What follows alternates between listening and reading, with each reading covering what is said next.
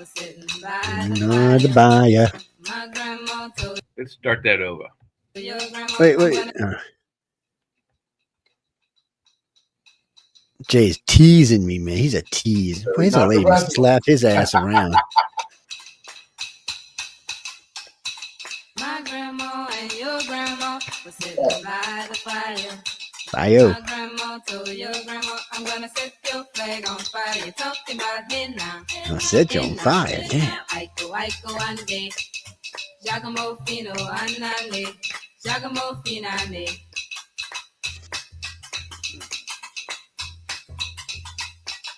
Look at my king all dressed in red. Aiko ande. I bet you $5 he'll kill you dead. Giacomo finane. Talking about it now. Hey now. Aiko ande. Giacomo fino anane. Giacomo finane.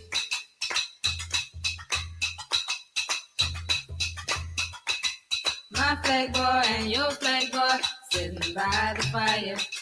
My flag boy to your flag boy, I'm gonna set your flag on fire. You're talking about here now. Aiko ande. Giacomo fino anane. Giacomo finane.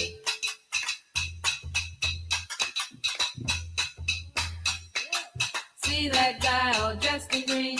Aiko ande. He's not a man, he's a loving machine. Giacomo finane. He's a sexy loving machine. Oh yeah. You know. Oh. Giacomo fino anane. Giacomo finane. Giacomo finane. New Orleans in your ass, people. Talking about it now. It's getting close now. 14 days. 14 days to Mardi Gras, people. 14 damn days. Welcome, everyone, to News on the Flip Side. I hope y'all enjoyed a little Aiko. And, first time I heard that song, I was really young.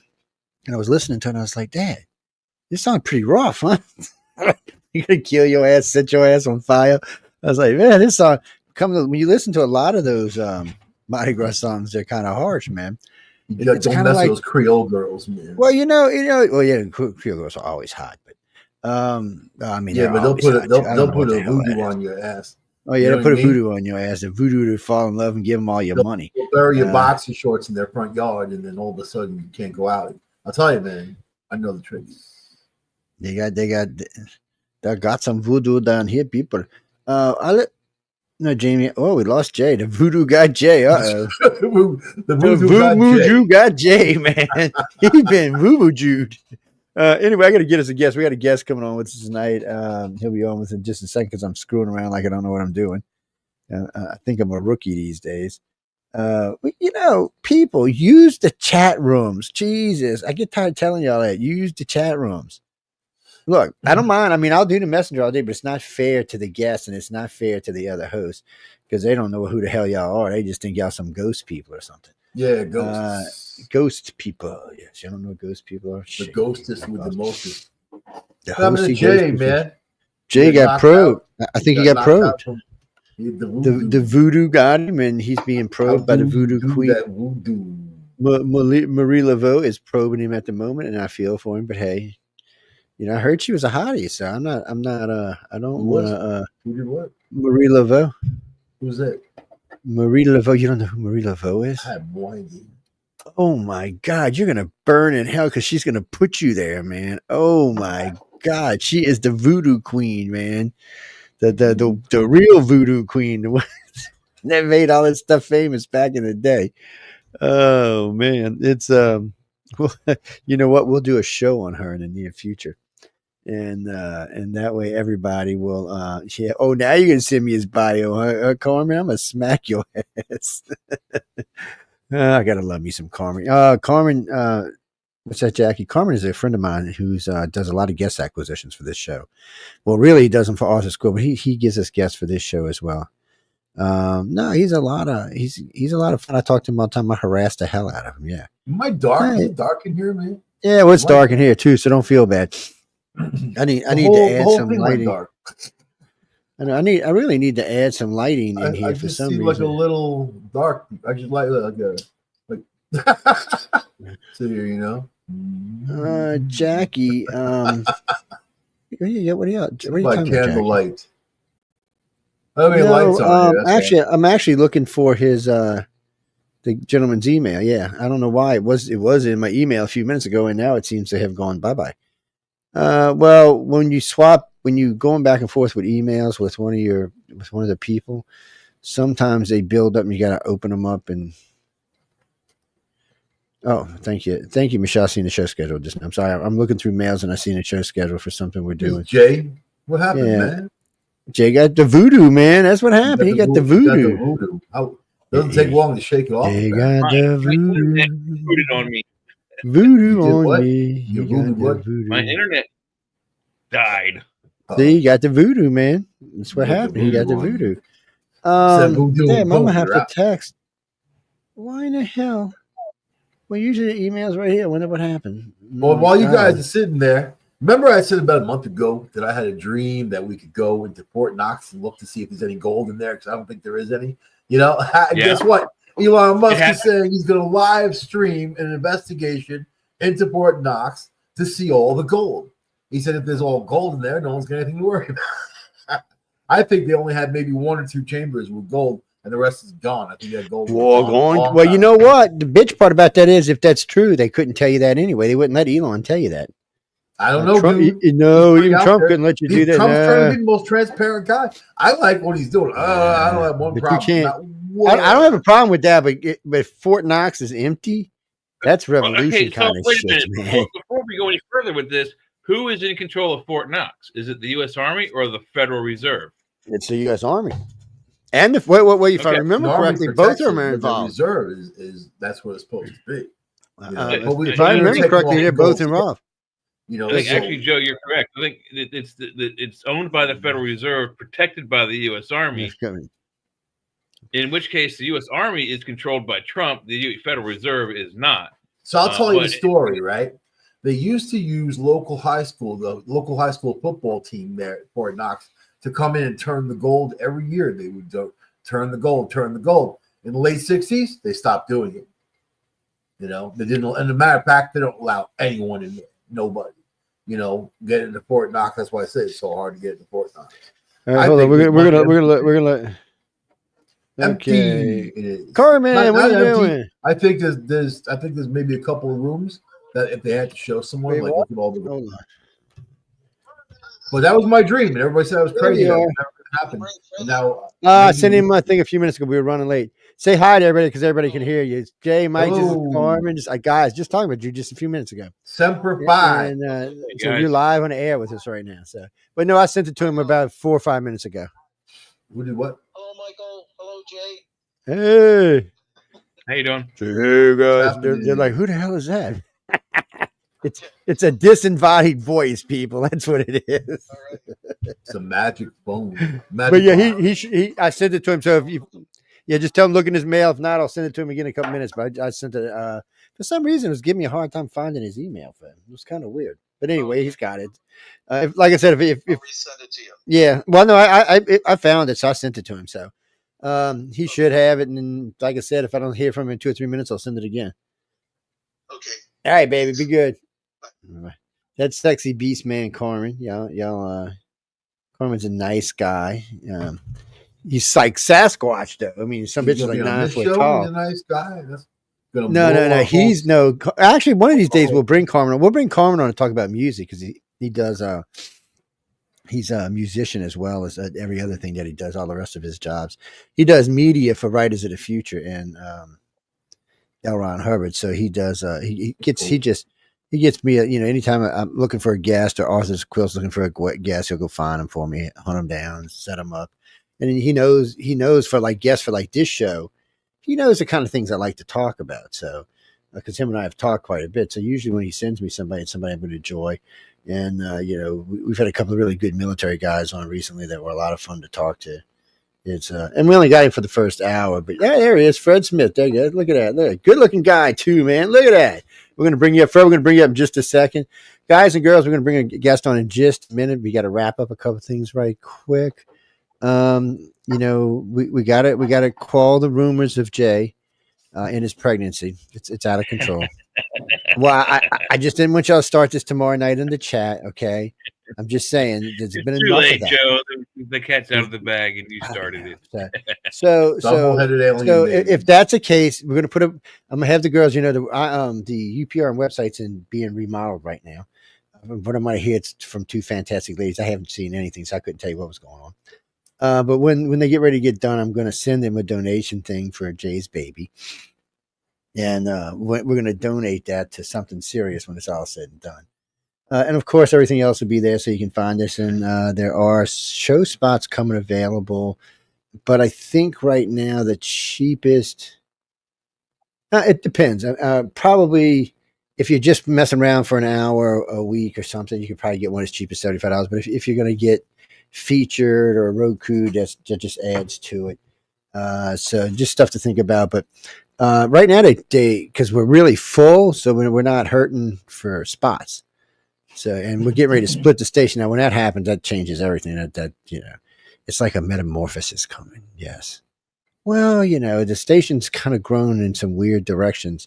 And, technically, we still own UFO Paranormal Radio Network. So what's going to probably happen here later this year, maybe early part of next year, United Public will go out on its own without any backup from all the rest of the show lineup from this network that we're currently on, which is uprntalkradio.com, 1077 New Orleans, and 1053 Pass Christian Mississippi.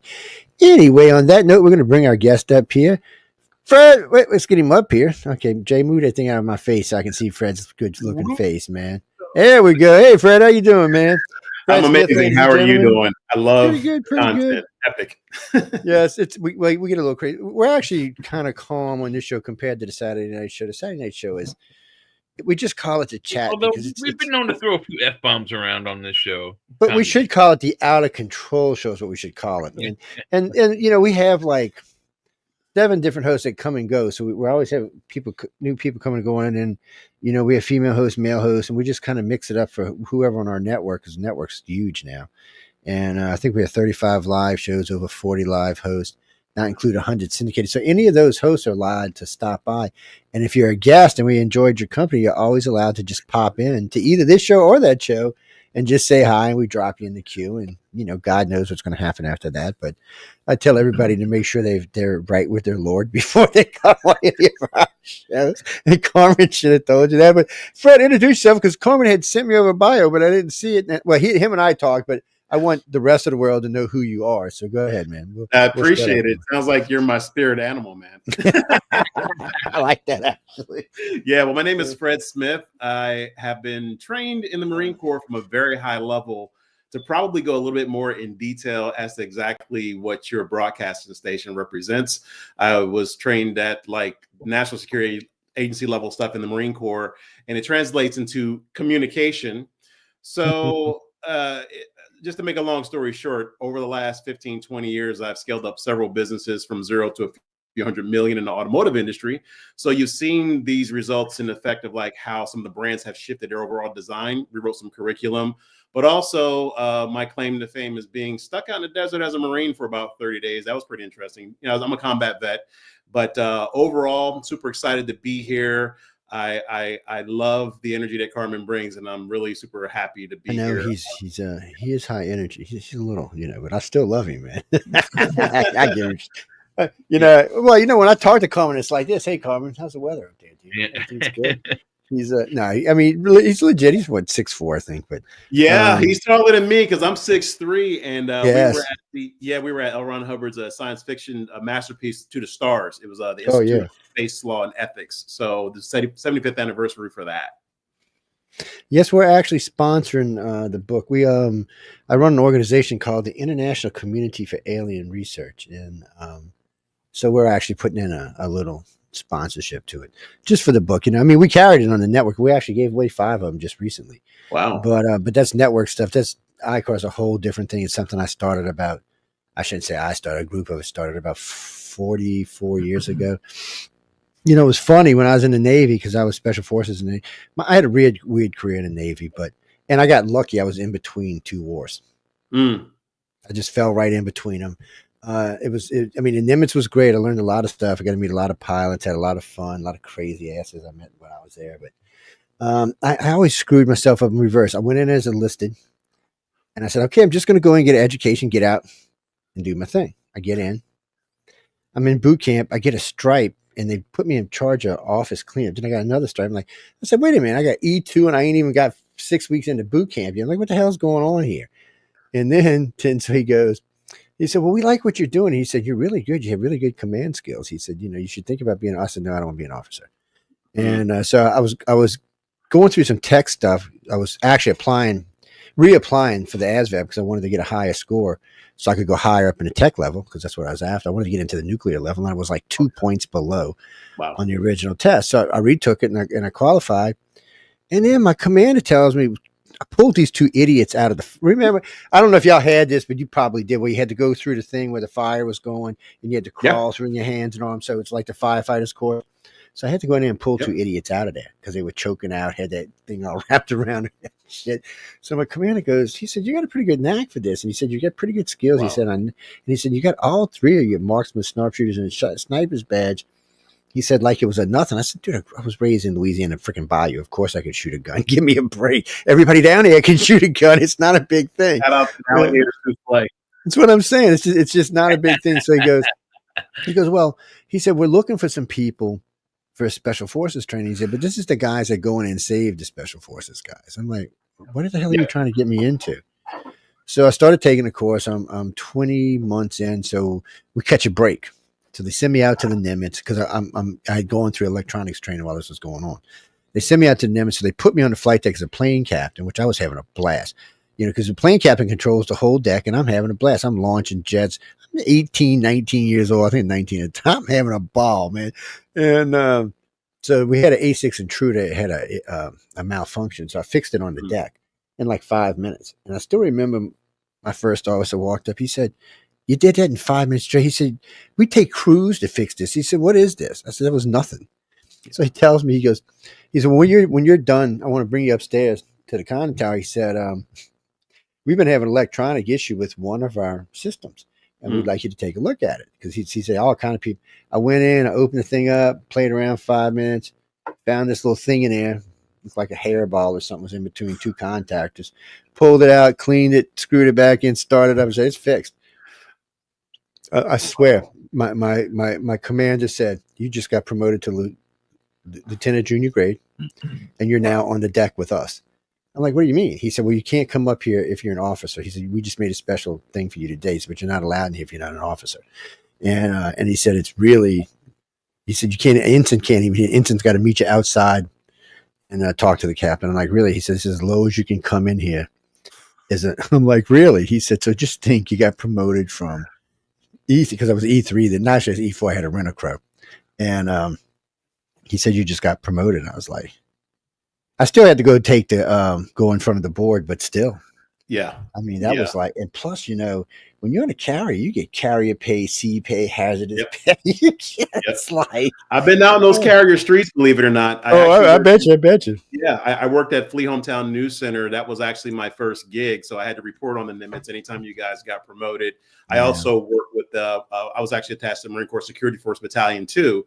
So we could be anywhere within 24 hours, and especially those Marines on aircraft carriers, which is very we always have squadrons.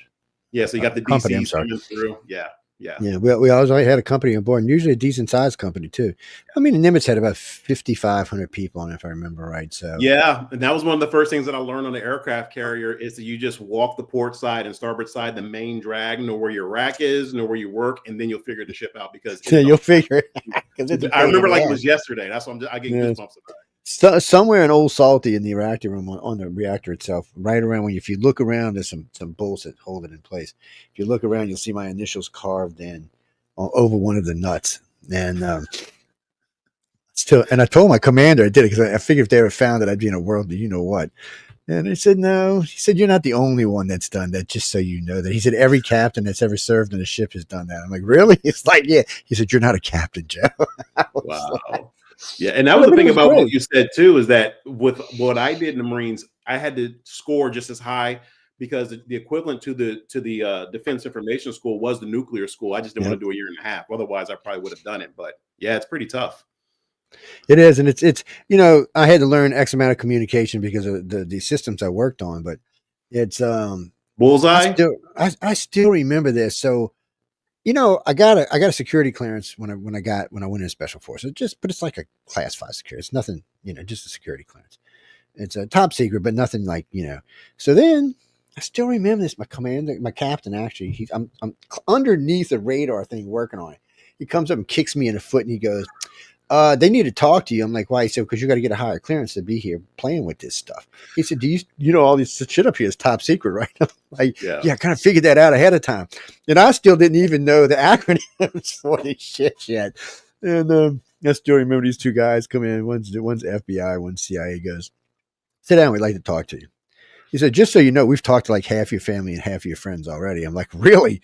And they're like, oh, yeah. They talk really good about you. I'm like, thank God for that.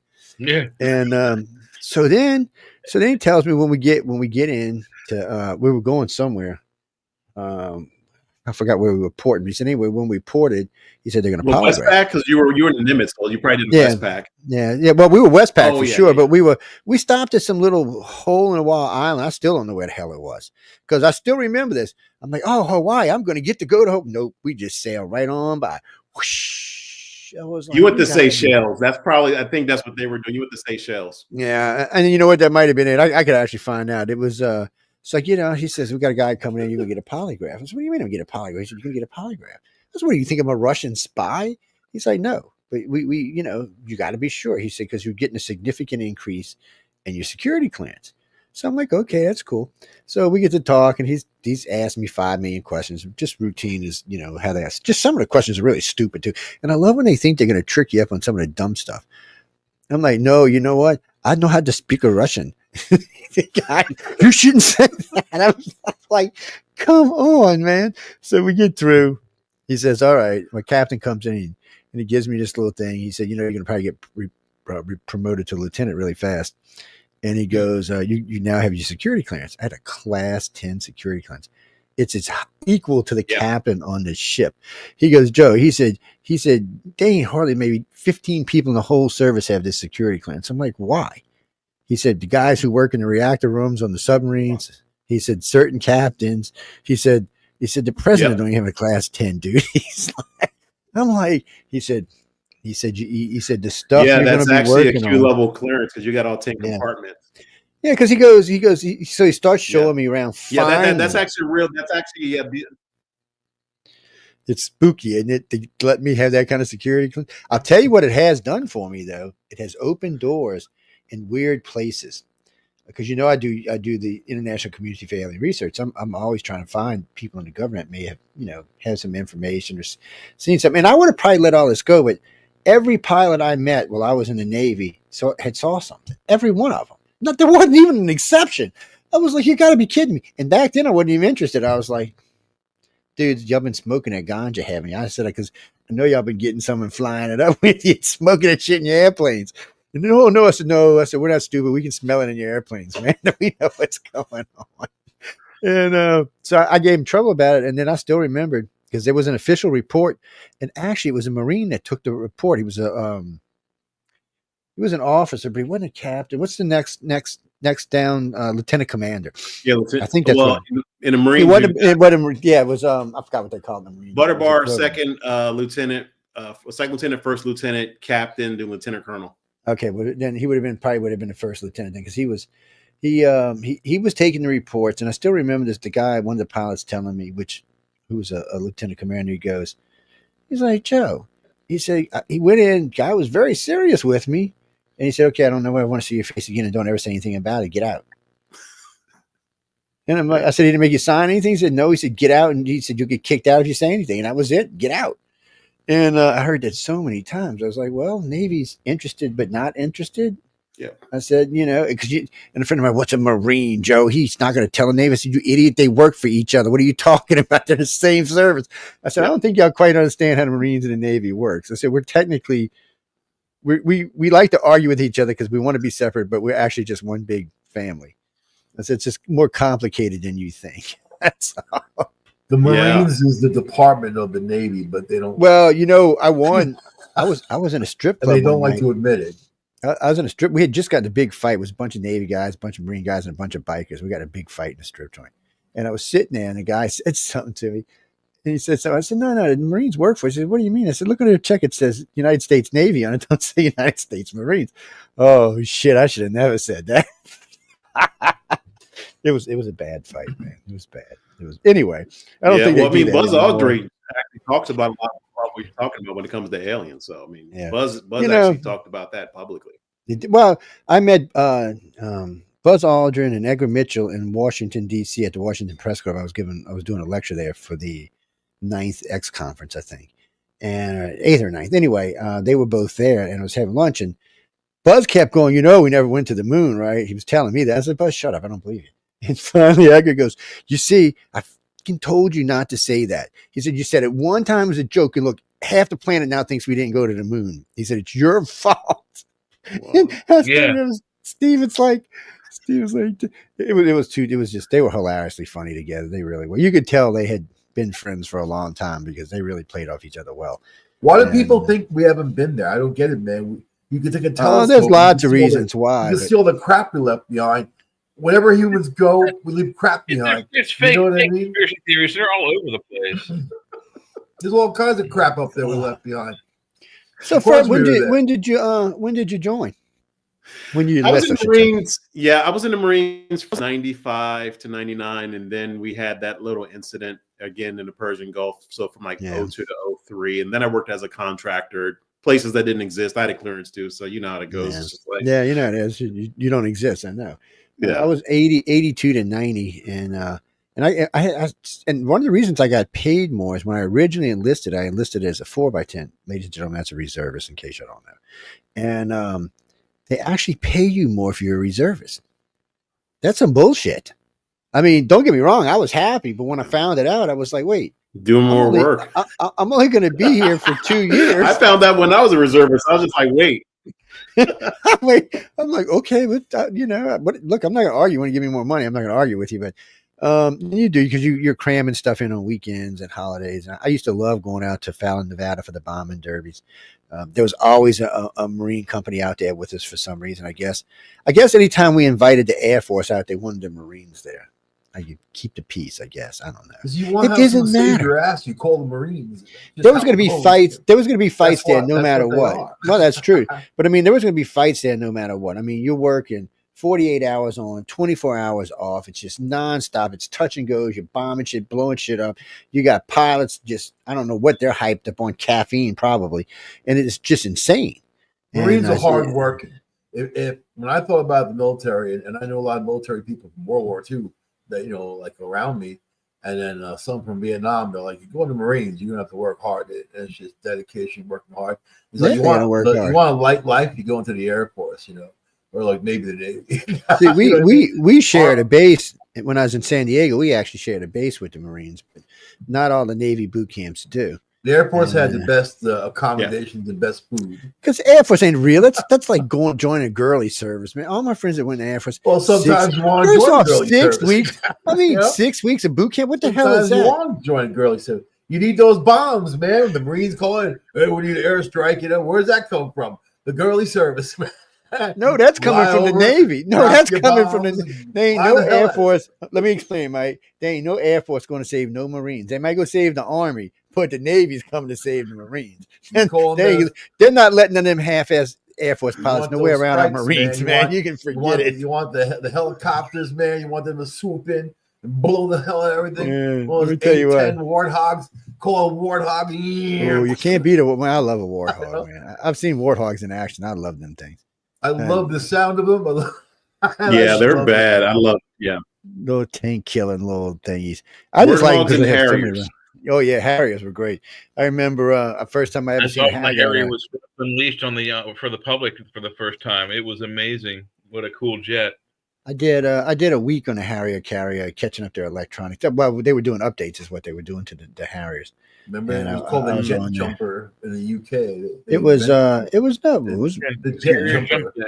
They called it. Sounds very horny, right? The jet jumper. But But I'd never been on a ship with like 3,000 Marines before. I was like, damn, that was crazy, man. Yeah. I thought the Navy guys were crazy. They ain't shit on the Marines. A lot of testosterone. It was, it was a lot of fun. Whatever. Even the women have got a lot of transport, testosterone. It's my friend Bobby was a Marine and he got kicked out, dishonorable discharge for knocking out an NCO. When he told me that, I knew we'd be great friends. You know, punching he was recon, man. He was a tough dude. He was like, you know, you gotta be careful punching off. Very serious. Find a gang of people on top of your head. It can get dangerous really fast. He worked at 7-Eleven as a manager in the night shift, man. So what are you doing here with us? Yeah. We'll shoot Michael in a minute. But what are you doing here with us tonight? What kind of trouble are you trying to get into? You know, Jay's bad. You got to watch him start off with. He's the bad one. I'm dark. I'm the quiet I know it. I look at my little box up there. I can barely see myself.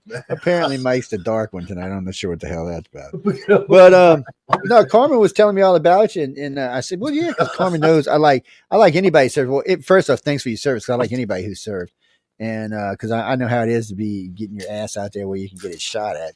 And it's always different. I had the same thing in Queens, though. I got my training in Brooklyn. Queens, the streets of Brooklyn. That's right. Oh man, did y'all put something in my coffee? Give me a break, man. I'm gonna put my coffee over here. It gets warm again. So I mean, you know, Carmen, you're not doing any books or anything.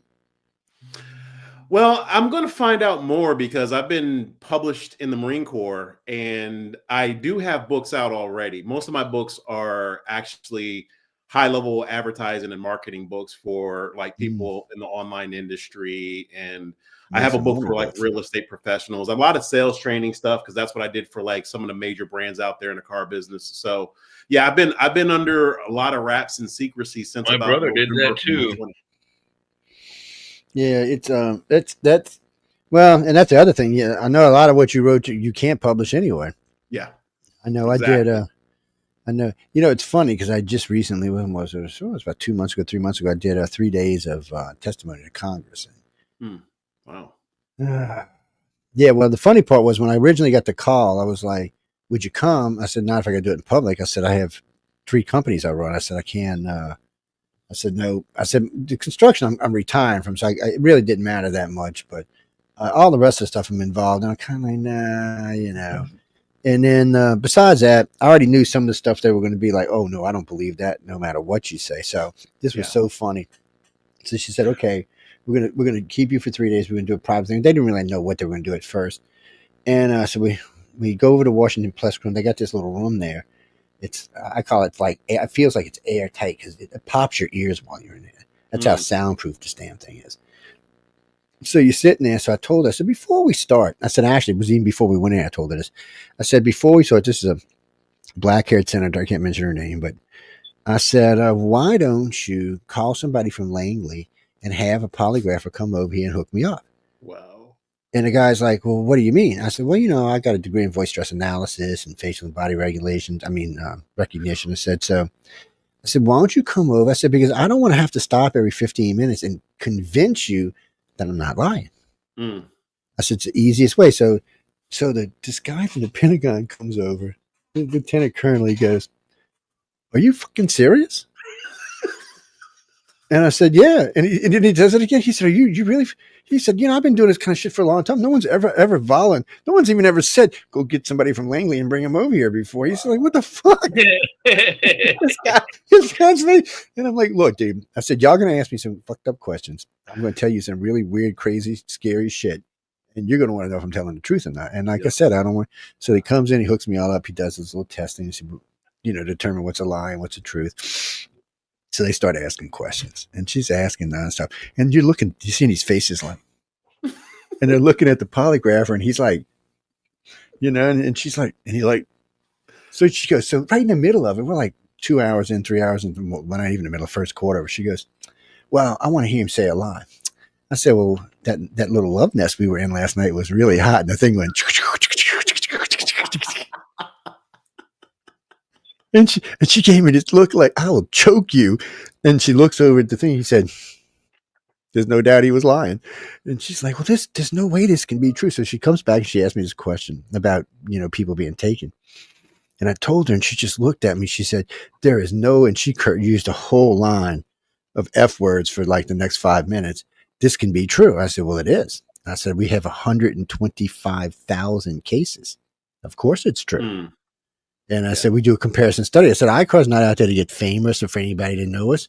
I said, we're there to get to the truth. That's all we're looking for. I said, and I said in the very beginning, I have no problem giving government information as long as they don't ask me for people's names. I don't have a problem because everybody in the organization. Knowledge. It's got to also be common knowledge at this point, because that's where I'm getting at. So I'm tracking with you 1,000,000%. So, I mean, so we're going on. And then we get to this point. So they cater in lunch because they didn't want to stop. And I said, well, I want a steak. Y'all kill him, man. I need some protein. It's like a comes out with this cowboy rib. I said, man, I'm liking you people. Listen, this ain't bad. So we get to talking again. And this guy from the Pentagon kept going. He had the notes. And she finally just said, why don't you just come up here and ask him questions? So he starts asking me about different things, about different crafts and different designs and different things I've seen and talked to and people who may have been taken and experienced this. And he was just, at one point, he was just boom, boom, boom. And I'm just answering him. He said, your answer's so crisp and clean. He said, even if you were lying, I wouldn't think you were lying. He said, your research is impeccable. I said, dude, I've been doing it for 40 years. Of course it is. I said, I didn't just fucking start doing this yesterday. Yeah. And he was just stunned. And then I still remember this Marine commander. He comes over. It's late. It's dinner time, and we're sitting down eating, and we're talking. He said, you're not going to get unhooked up? I said, nah, I'm just going to eat. And he said, dude, you're scaring the fucking shit out of me. He said, I cannot sit here and think what you're telling me is true, because honestly, it's scaring it out of me. He said, do you know how long I've been in the Marines? I looked at him. He said, I don't know. He said, 40 years. Wow. He said, 30, I think he said 37 years. I just rounded up, but he was in. He said, I could have already retired twice. He said, but they won't let me out. And he said, now I've talked to you. Kind of stuff is interesting, because my buddy actually worked at not Janet Airlines, because I'm talking about there, but he actually worked he was PAO for Area 51. So he says there's a lot of stuff. There's a lot of weird stuff goes on out there. Yeah. It's it's interesting because for people like you got the right clearance. So there's people that would talk to you because they know we can't say anything. They know it. So they would come up and say, hey, Fred, this and this is true, and this is how it works. And right then and there, well, it appeases you, but it can't appease anybody else, because if it does, your ass is going to some deep, dark hole in Area 51. Yeah. Don't forget the bread and water. No. And then bread and water, too. Yeah, people know, I'm going to tell y'all now, in the military, bread and water is a real thing. Very real. They still do bread and water. Yes, they do. So you don't want to go to jail. Oh. Yeah. Hmm. They got that nice government cheese, though. You know what I mean? Like, they have like a nice Yeah, I would like that though, because I grew up in the hood, so I was all about. Hell yeah, government. Yeah, don't feel bad. I grew up next to the hood. on some Wonder Bread. Shit, Wonder when I lived in New Orleans, all of New Orleans. Hey, what you know about the Wonder Bread, the mayonnaise, and the banana though? Seriously. My grandmother used to go to where the senior citizens were in my town. And we went to the rec center. They used to like push government cheese. Take it.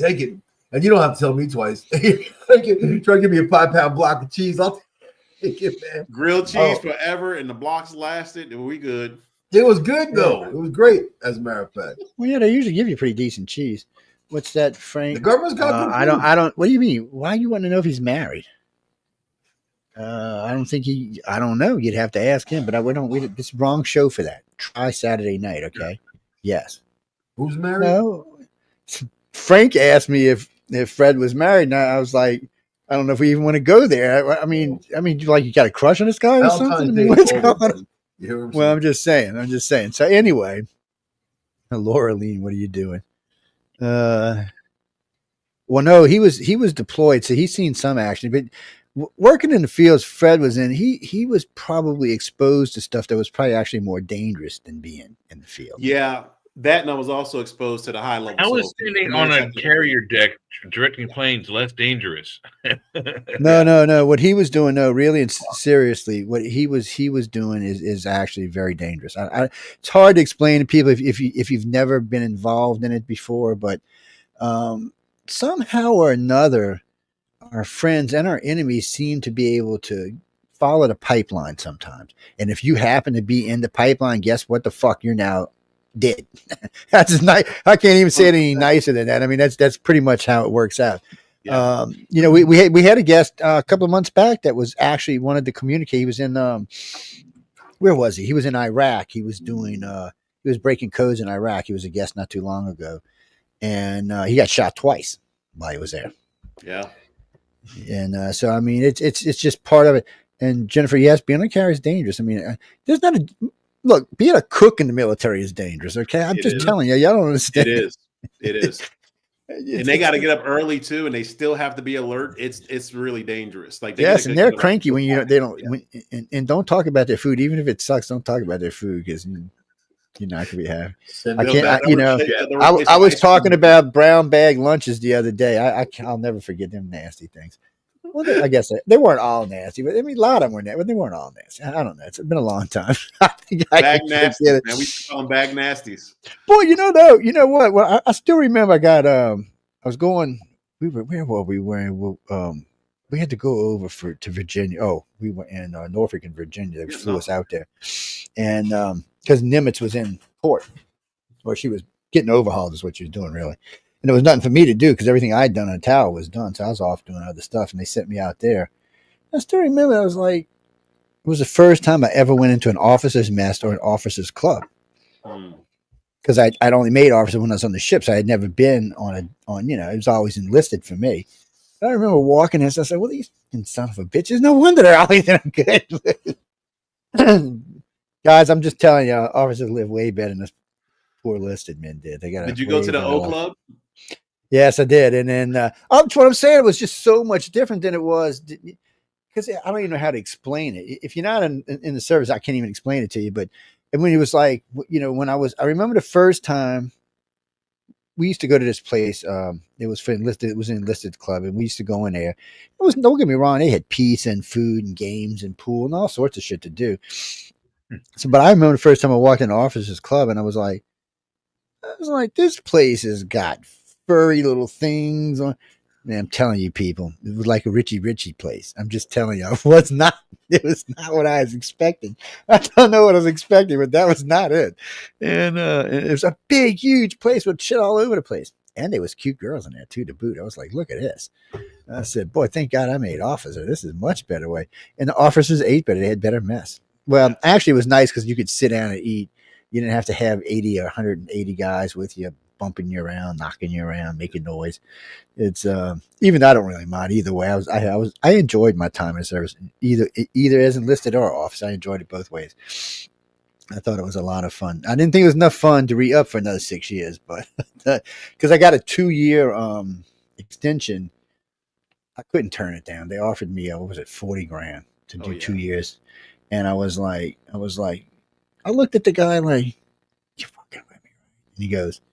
He's like, no, really, Joe, they really like you on the carrier. He said, you do really good. He said, everybody talks about you.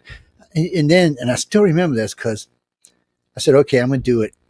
And my commander from Special Forces seen me on the base. He goes, and what happened to you? He said, you loved what you were doing. I said, yeah. I said, but obviously they love me more here. And he's like, what do you mean? I said, because they transferred me.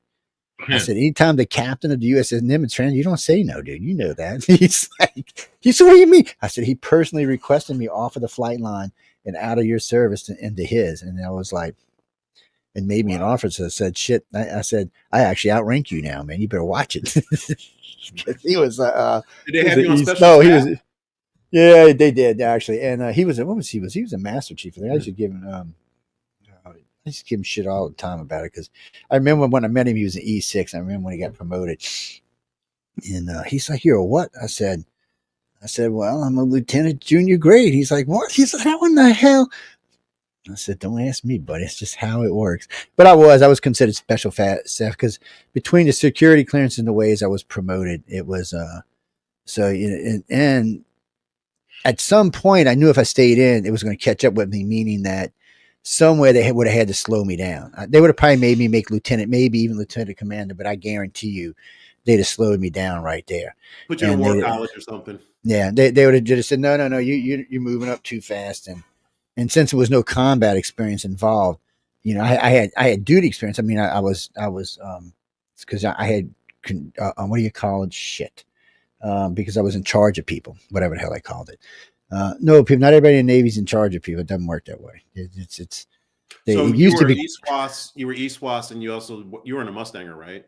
Yeah, we were. No, I can't even remember. It's too long Usually, ago. like if you're East Was, that shows like the surface warfare that you're like. Yeah, well, I was at everything on the. I had all I can tell you for sure is at one point I had a bunch of these freaking things all over my arms, and then they finally incorporated them into one. It was yay big around it. It fit right here, and it had, I can't even mention this. Anyway, there was 1, 2, 3, 4, 5, 6, 7, 8, 9, 10 pieces of equipment up there, which are even to this day still classified, and all of them did something different. What do you mean, Jack? No, some of them were advanced radar. I can talk about that, but I can't tell you what they actually were or what they actually did. All I can tell you is they could see farther. How's that? Yeah. And I'll tell you something nobody knew that the Nimitz had. This is still classified, but it's a low classification. It had built-in sonar. The first ship I'd ever been on with a sonar on board the ship. I was like, what the hell does it need a sonar for? I mean, it's not like it's going underwater or anything. Minesweeping, man. Yes, I found it later on what it was for. And then one of my favorite things and one of my favorite memories was I was talking last night about this. It's I still remember the very first day I was not first day, but the first time I ever seen this. I was working a flight. I was flight captain. I was out there doing my thing, and we had a tender coming in, and so the guy in charge has to go and make sure everything's connected correctly. We don't have to connect it, but we have to make sure everything's connected. So I'm standing there, and I'm talking to the CTO. I said, why is the tender so far away from the carrier? They usually come in within about 50 feet. He said, look over. I said, what do you mean? He said, look over. I look over.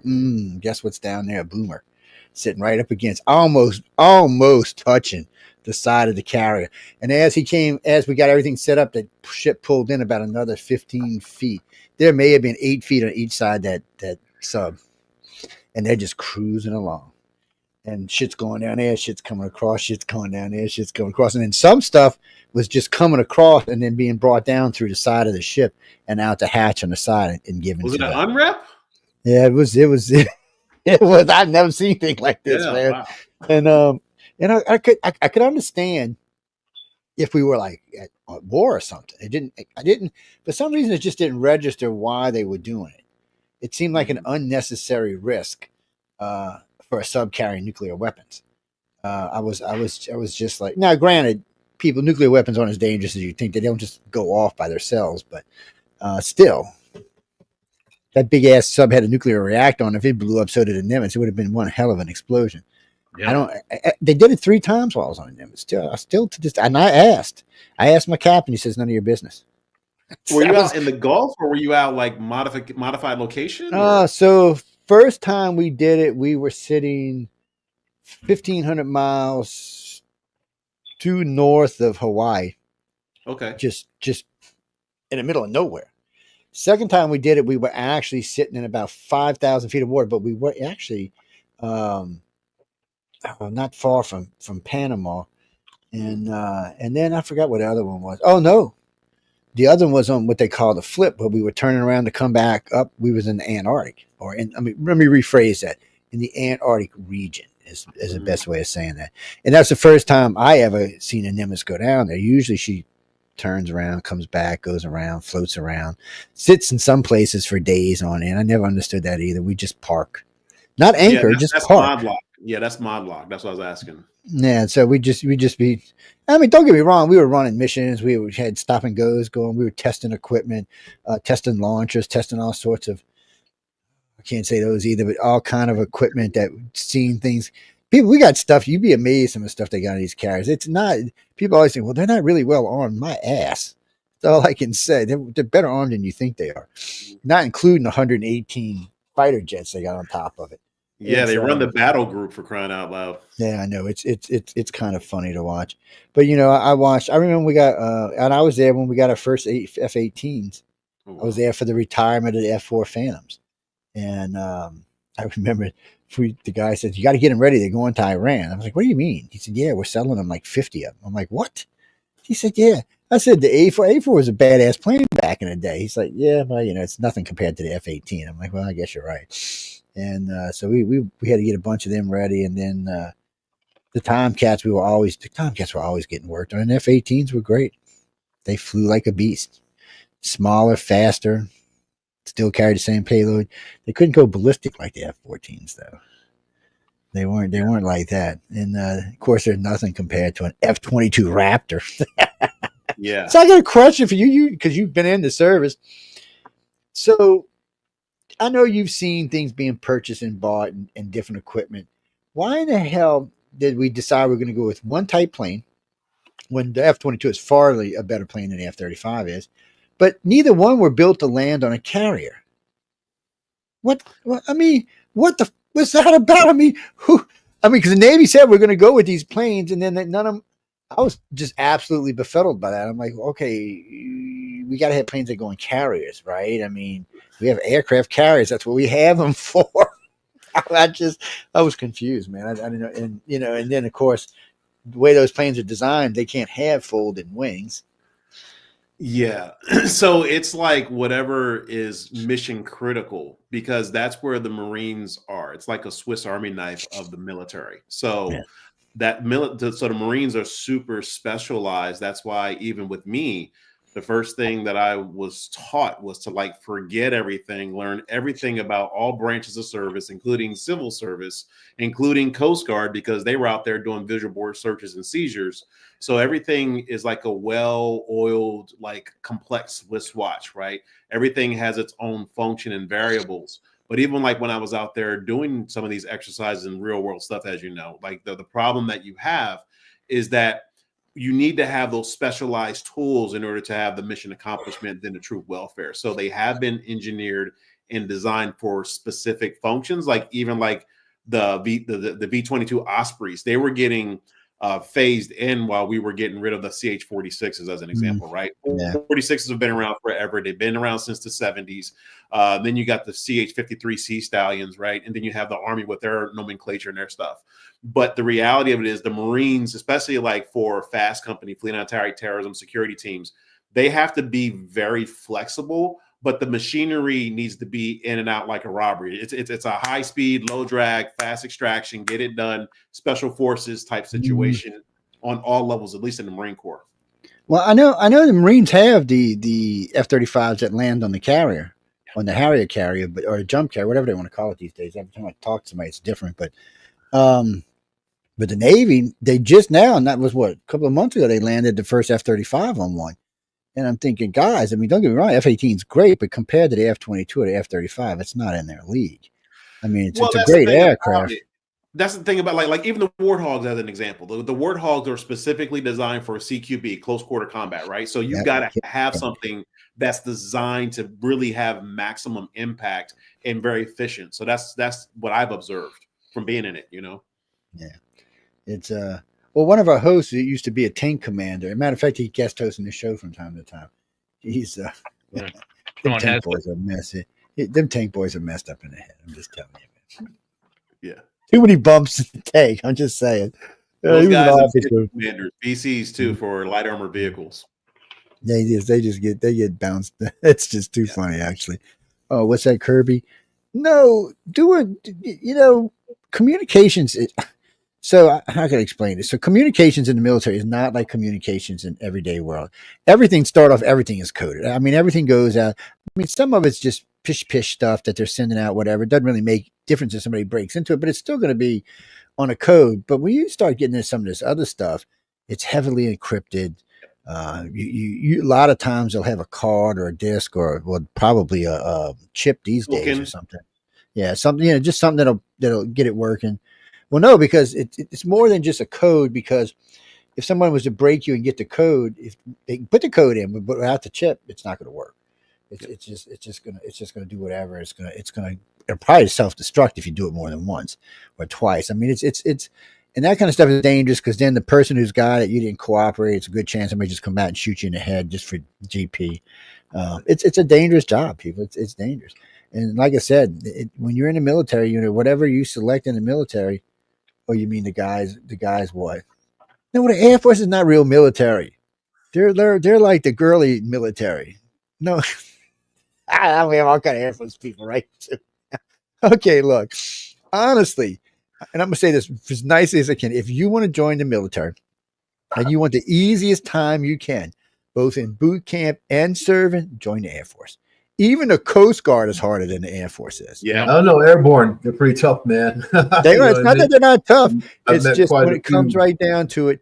I mean, first they get 6 or 8 weeks of boot camp. I did 14 weeks of boot camp. The Coast Guard, you have to learn to I think you have to swim like 500 meters. Oh yeah, they drop you out in the middle ocean sometimes. It depends. Yeah, you got to. Swimming is tough in the ocean, so or your mod is whatever it is, but it's they're also out there in the during, like I said, the visual board searches and seizures out in the Persian Gulf, because we had them on our team because they have the power to arrest civilians. We didn't. So yeah, that's true too. They do, and Jimmy, because the Coast Guard's not actually military like you think of.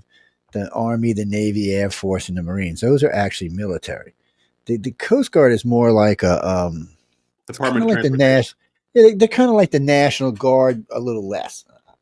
It's hard to explain, yeah, but they can just do. Well, the National Guard can make arrests as long as the governor says they can. Yeah. So if you don't understand what the National Guard is, the National Guard, if you ever hear people bitch about gun rights, so in the Technically, the Second Amendment doesn't say you have the right to own guns. It says you have the right to form a militia. Okay, so which means we can all have a big militia, and everybody in the militia can have guns. And in that case, the right guns to bear on and own bear. No, it says the right to form militia. You better go read the damn. It says that too. It's but it doesn't say anywhere in it that you can walk around with a gun in damn Walmart. I'm just telling you now. You better go read it. It's not what it says. It's not what the founding fathers meant. The second paragraph on the big box store. That's not what the founding fathers meant. You can walk around with your AR-15. It was designed. Open carry. Yeah, it was designed. It was designed to challenge the government. And you know what happened? Open carry laws statewide. I mean, that's some states. No, you can't even carry a gun in California. California, you got to jump through fire hoops. You have fire hoops had to jump through getting a handgun license for New York City. When I told LA I was bringing my mechanic with me, they like to have a heart attack. Hey Leah, how you doing, sweetie?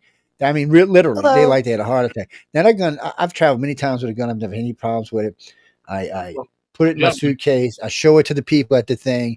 They look at it. They put the orange tag in the suitcase. Boom, the gun goes. No problem. The only thing they won't let me carry is live ammunition, and they will on some planes. It just depends on the plane. If it's pressurized, you can bring your ammo. If it's not pressurized, you can't. I don't know why, because every military plane that I've ever seen carrying any kind of anything was unpressurized. But we're not going to go there. We're going to leave that alone because I don't know what that's about. So real quick, here is the actual wording of the Second Amendment.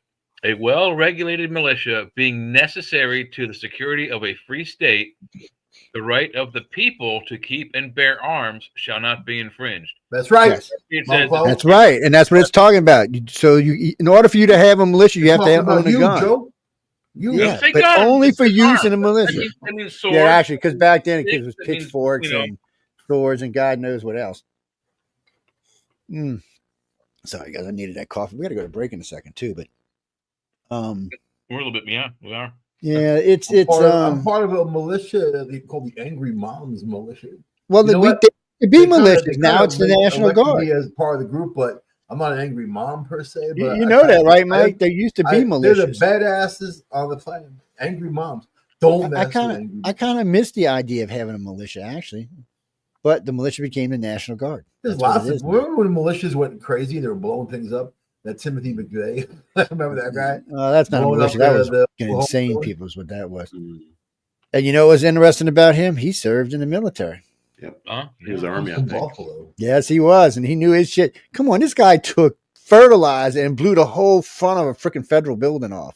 I mean, just boom.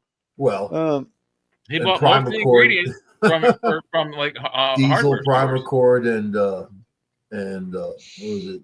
Ammonia nitrate. What was the guy in the Texas Suppository? What was he, if I remember right? Oh, he was a Marine. He was a Marine.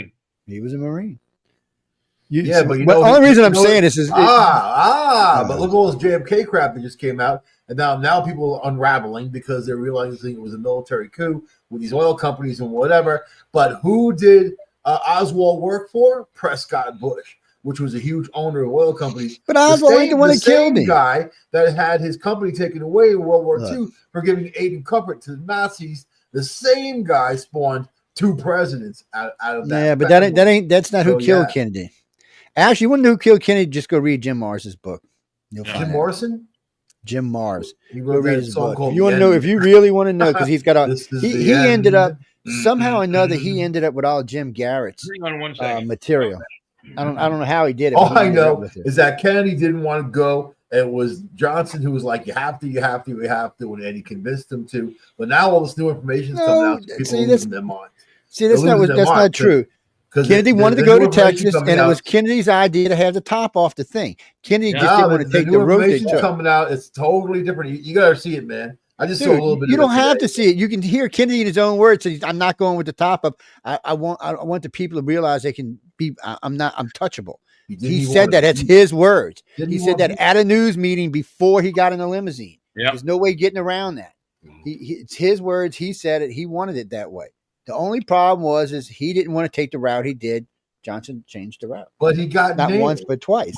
No, actually, I think it was 3 times. 3 times. 3 times he changed the route.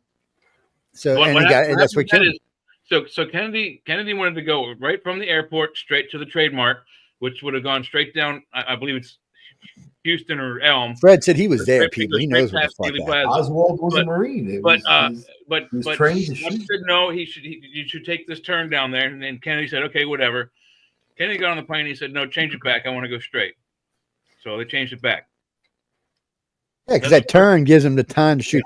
And the fact, and I don't know why they ever did the Oswald thing. I mean, you can clearly see when the shot's fired that the piece of the brain goes forward, which means the bullet came, or it goes backward. I'm sorry. It goes backward. So it came from the front. As Kennedy's car is turning the corner into Dealey Plaza, there's no way he ran up 8 flights of stairs, unwinded, cooked off 4 rounds in less than 11 seconds. It wouldn't have mattered because the shot that killed Kennedy came from the front of his head. I mean, you've seen the piece. That's what I'm saying. You've seen the piece of. I mean, that's what's so nice about video. You've seen the head get hit, and you've seen the piece of the head come out and go to the back behind him, which means the shot likes the brains. If it would have came from the back, the shit would have went forward, not backwards. Besides, the rounds that what's his name had should have went all the way through. So whatever this was a smaller round, probably. You have to understand, there's a lot of people that wanted that guy gone, and also he shared a girlfriend with Sam Giancana. The one I'm really more interested in is, you know what I mean? They were really afraid that those secrets are going out the window. It was a very paranoid time in the American government, and they're looking at this guy sleeping around, telling everybody all kinds of stuff. Gotta go. It's temporary. Well, position anyway. because it's Black History Month, Trump's going to release the MLK documents. I'm really interested to see who was involved in this. Yeah. Oh, I'm definitely interested to see. He was my hero, that dude. But I just want to see who it was. Powerful guy, Martin Luther King Jr. and Coretta King too. You know what? The kids I don't care for, but the 2 of them, man, just powerful, and to be selfless and so. I mean, he was hardcore. I've read a lot, know a lot about him. I went to all black school in the 6th grade, so I know a lot about Martin Luther King Jr. But he was like, wow, you're listening to these stories and you're trying to compare them to like any kind of like freaking superhero. This guy was, and then he had this mission in his mind. He I'll tell you, man, I respect it. I really respect, and terrible what they did to him.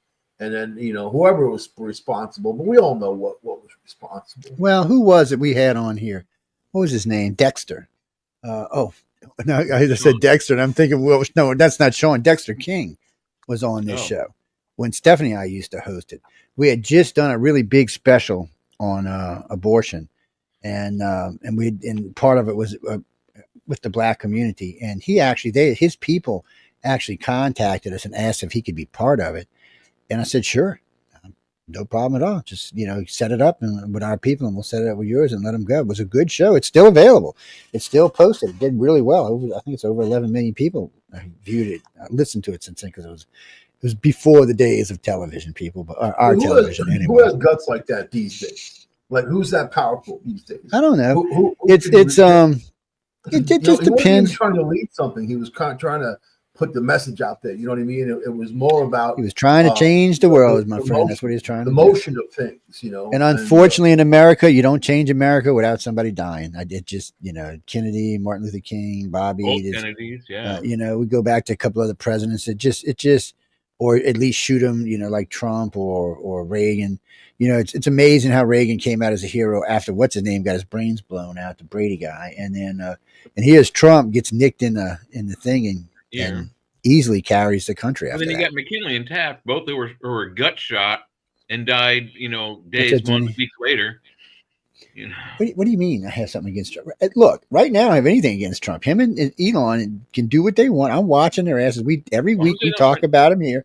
We talk about their numbers. We talk about them. Be careful. We're keeping an eye on the whole bunch of them. I'm liking what he's doing. So what does that mean? I don't know. But ahead, he's going to change. I didn't like the rhetoric. I didn't like all the baby bull crap. Just the low talk. You know what I mean? Just low level mentality talk. Making fun of people and doing all that stuff is just useless, pointless. He's got his hands full. If Trump can pull off even half the shit he said, he will go down the greatest president in history. If he don't, he's going to go down as like Jimmy Carter. I think people are ready to unite. I think people are ready. He's got the chance. My Democrat friends are tired of it. But I like who he's appointed. When we do the polls right now, about 40 or 50% of Democrats are liking what he's doing. Nobody's really upset.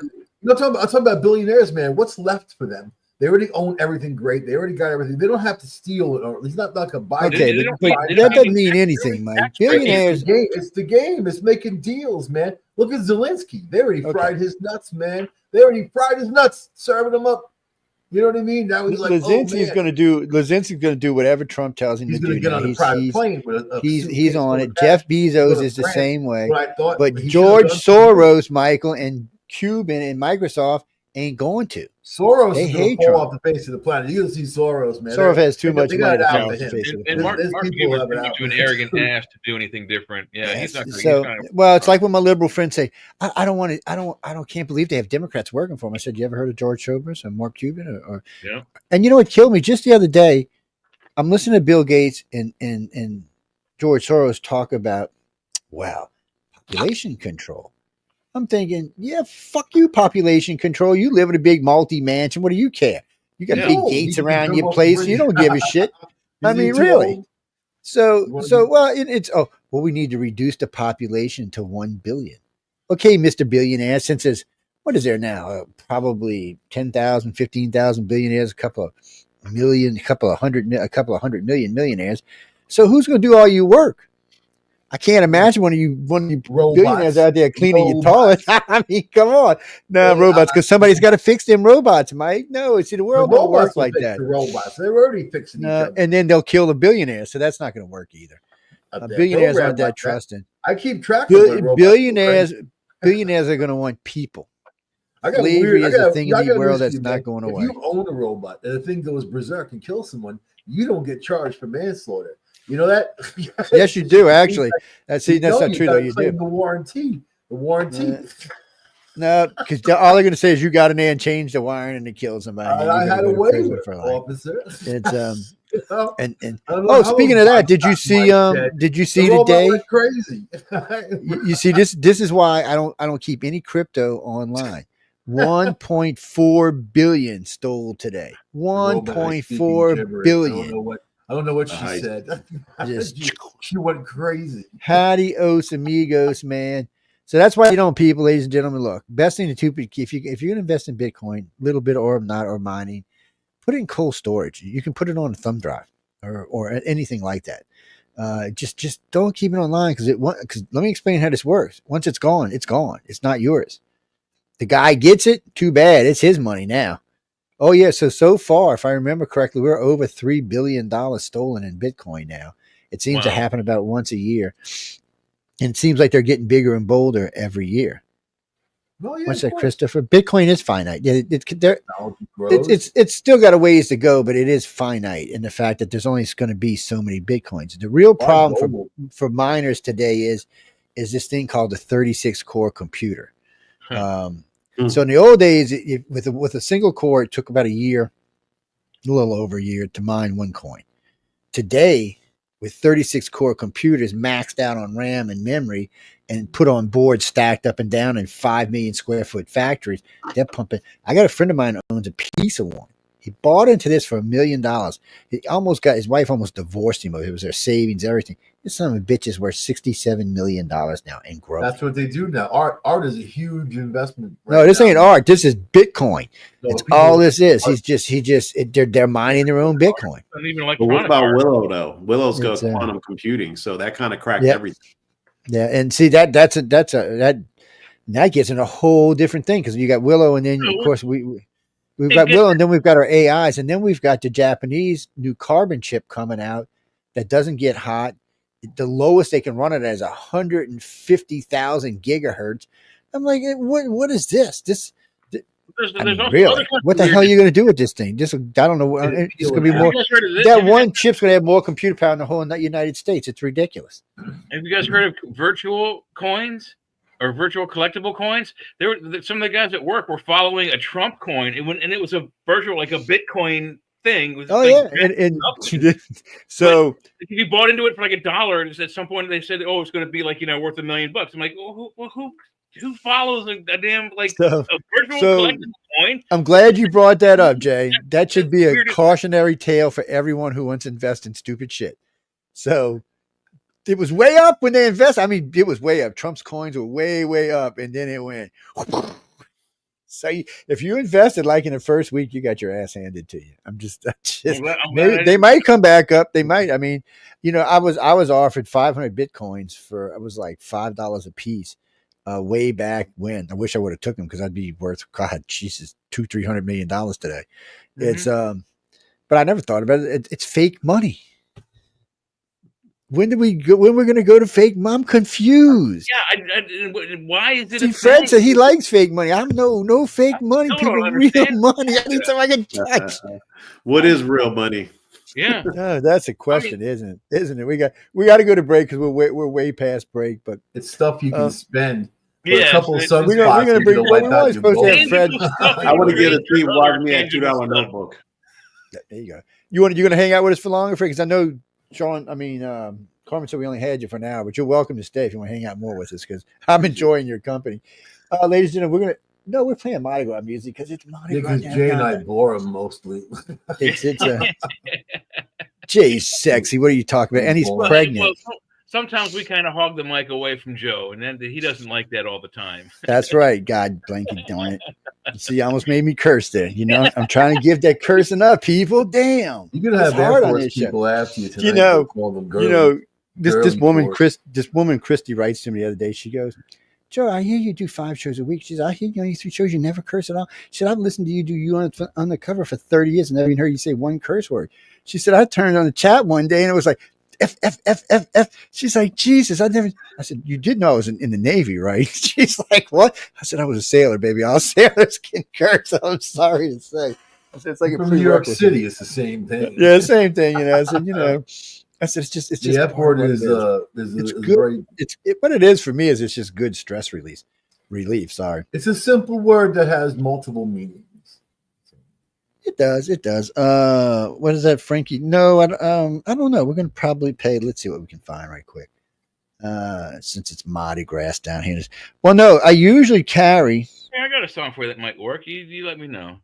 Okay. If it's so usually I Mardi Gras Day I usually carry on a network live. Well, YouTube decided. There you go. Fuck you, Joe, and gave us a strike. So I was like, oh, fuck you too. How's that? See, y'all making me curse, man. It's bad. We got company tonight. I shouldn't be cursing. We got company in the house. It's, what are you talking about? No, we're going to play this right now. People go away. It is an R-rated show, though, so. Oh, shit. It's like R with a little hidden X in it. It's, When I was a teenager, my friend's little brother, Andy. Here we go, guys. You're out. Oh, never mind. There we go. Yeah. Woo! Give me a White Russian, a hand grenade, and say the other one. Mint julep, man. Screaming orgasm. Mint julep territory. No, that's mint juleps are the race. Georgia. That's Canal Street right there. Yeah, come on, New Orleans, mint julep, man. Louisiana.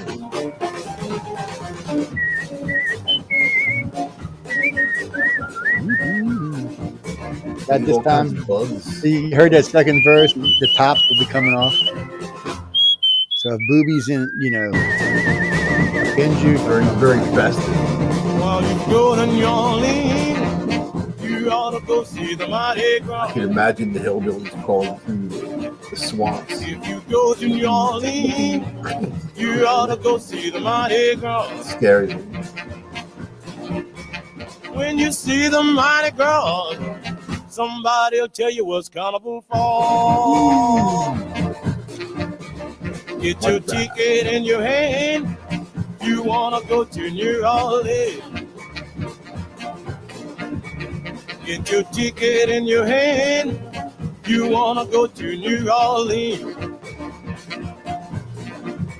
You know when you get to New Orleans, somebody'll show you the Zulu King. You will see the Zulu King. yeah, you see the Zulu King, you better get a coconut. Them things like gold down here. You know you see the Zulu King down on St. Claude and Dumas. And if you stay right there, Thank you I'm kindly, sure guys. you'll see the Signing off. Zulu Queen.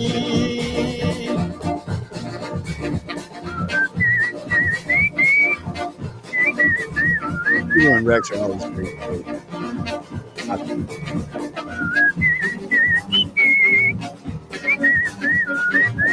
Scary.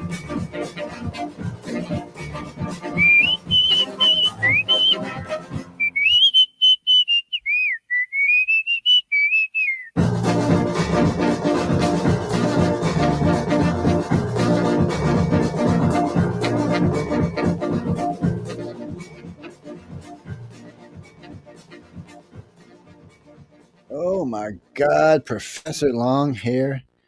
What a weird song that was right there. Great.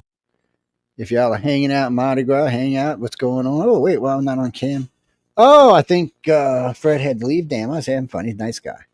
What's that, Frank? No, I like anybody who's done their service time and worked hard in the military and understands how it works, because without it, there is no America. Without a military, there is no America. Come on. Russia, China, shit, even Venezuela come take over. We didn't have military. Hell, what are you talking about? Mexico would already invaded.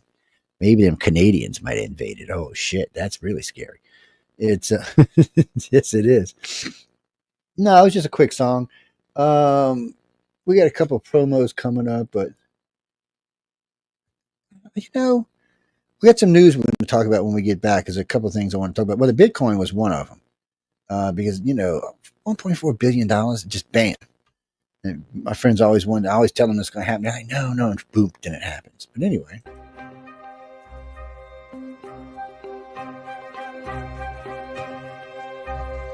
When they are consuming your minds and your thoughts and your dreams, from the angels to the demons and to the mysteries unseen, there is no need to worry. There is no need for dread. It's just time to discuss the thing at the foot of the bed.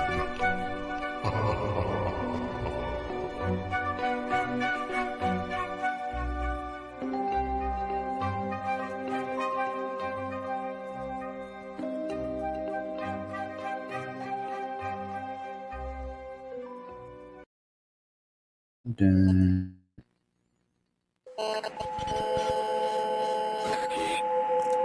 What's out there? What creates the shadows in the corners or the creatures of the dark? Who are those on the other side? What do they have to say? This is the Gateway Podcast. This is not your normal style of paranormal talk radio. Brought to you live from United Public Radio Network, 107.7 FM New Orleans.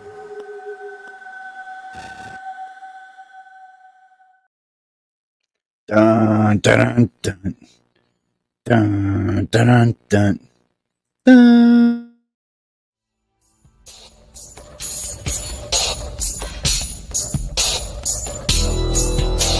Welcome to the Outer Realm with Michelle DeRoche and Amelia Pisano. Airing live on the United Public Radio Network, 105.3 FM in New Orleans.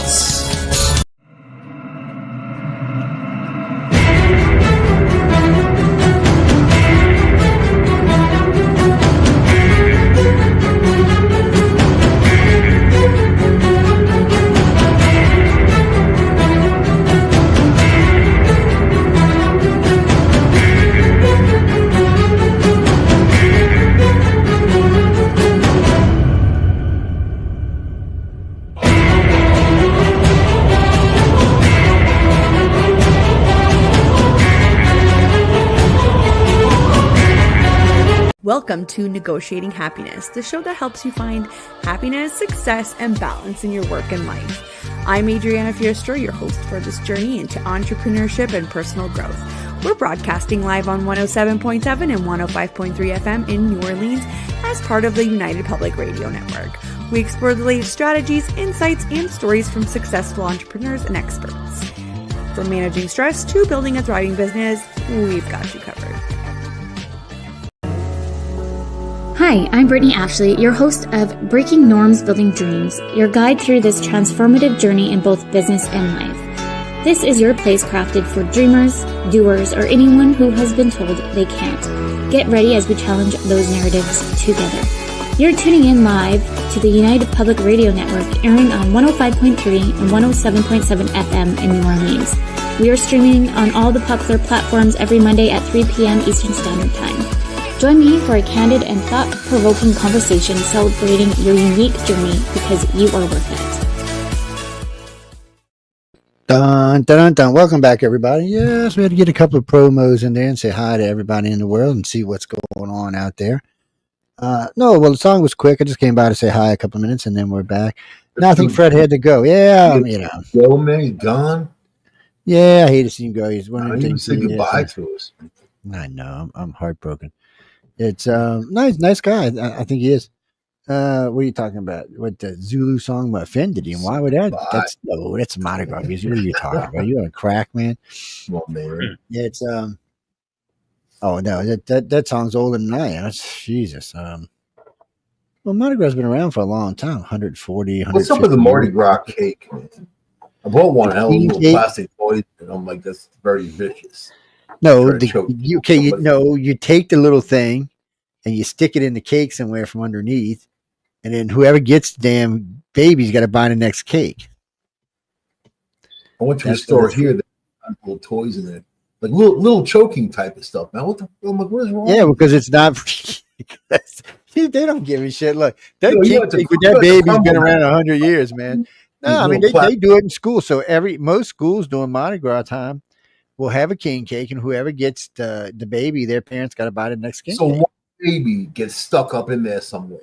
One baby, that's it. But not like 50 of these little toys. Just one little baby. Sometimes it's pink, sometimes it's black, sometimes it's purple, sometimes it's green, sometimes it's yellow. It could be whatever color baby they got in a thing, but whatever, they stick it in there somewhere. And what do you win if you get the baby? You don't. You got to buy the next cake. You don't win, you lose. You got to buy the next cake, man. Well, I mean, cost $200. I don't consider losing if I have to buy a cake for somebody. Wait. Say that again, Jay. How much is one of them big ass cakes cost? $200? Nah, big. I'm happy to buy you guys a cake. I'll buy you both a cake. $50 probably. I'm happy to do it. When I was a kid, you could get a king cake like this for about $10. I'll get you both a Carvel cake, man. But now, I mean, you get specialty ones filled with cream cheese and Bavarian cream and all sorts of shit. But traditionally, they're just cinnamon and sugar.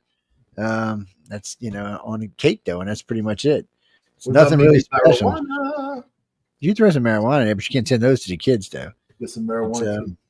Now, you know what I would try to try marijuana in would be beignets, because I like a good beignet, man. And beignets are kind of airy, so I don't know how it would do with the pot, but it would be interesting to find out.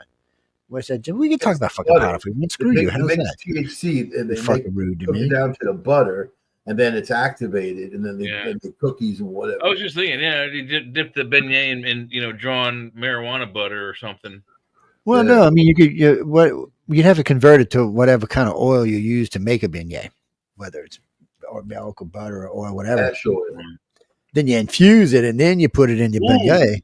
Ooh, what about pot? The hash, they're not hash browns. The things they're Scrapple. You talking about? No, it's not scrapple. It's like a seafood thing. You put it with seafood. Pennsylvania style, some scrapple. No, it's low country boil stuff, man. Joe knows. Yeah, it's Scrapple hush puppies, marijuana hush puppies.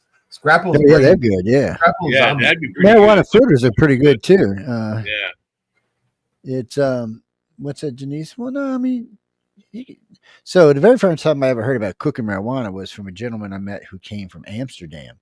This is 2 decades ago, and he said there are several restaurants out there just along the way, all their foods infused with marijuana. Oh yeah, everything you eat. Yeah, you got to go to the River Street Cafe in Amsterdam, right there on the water, man. And then you can have whatever you want. You like get the stew. They put a big marijuana leaf on top of it. They all kinds of stuff. They do a like for your whatever's. If you get a salad, so sometimes there'll be some chopped up marijuana in there, but also whatever the dressing is made out of, it's infused with marijuana as well. He said the first time he went there, he ate like a lunch, and by the time he got through lunch and made it back to the hotel, he was so fucked up he couldn't find his damn feet. You wander into that red light district after that. Yeah, let them take all your money and shit. No, stay away from that. Bad combination. Stay away from there, man. It's well, people. I don't think a lot of people understand. So eating a lot of marijuana is almost as bad as tripping on acid. It ranks up in the same areas. It's not like smoking weed. It's different when you eat it than smoke it. Yeah, it's totally much different. It's processed in your liver, man. You get higher longer. Hush puppies are not seafood, but they are one of the best times I had hush puppies were with a low country boil. We would fry up some hush puppies first, and then we take the same thing. We cook the hush puppies and take the oil out and do low country boil, which could be just about any kind of seafood you can think of. Well, down here, you most time when you find hush puppies, it's just going to be with like fried shrimp or fried oyster. Or something along those lines. Best I had was Arthur Treacher's fish and chips, man.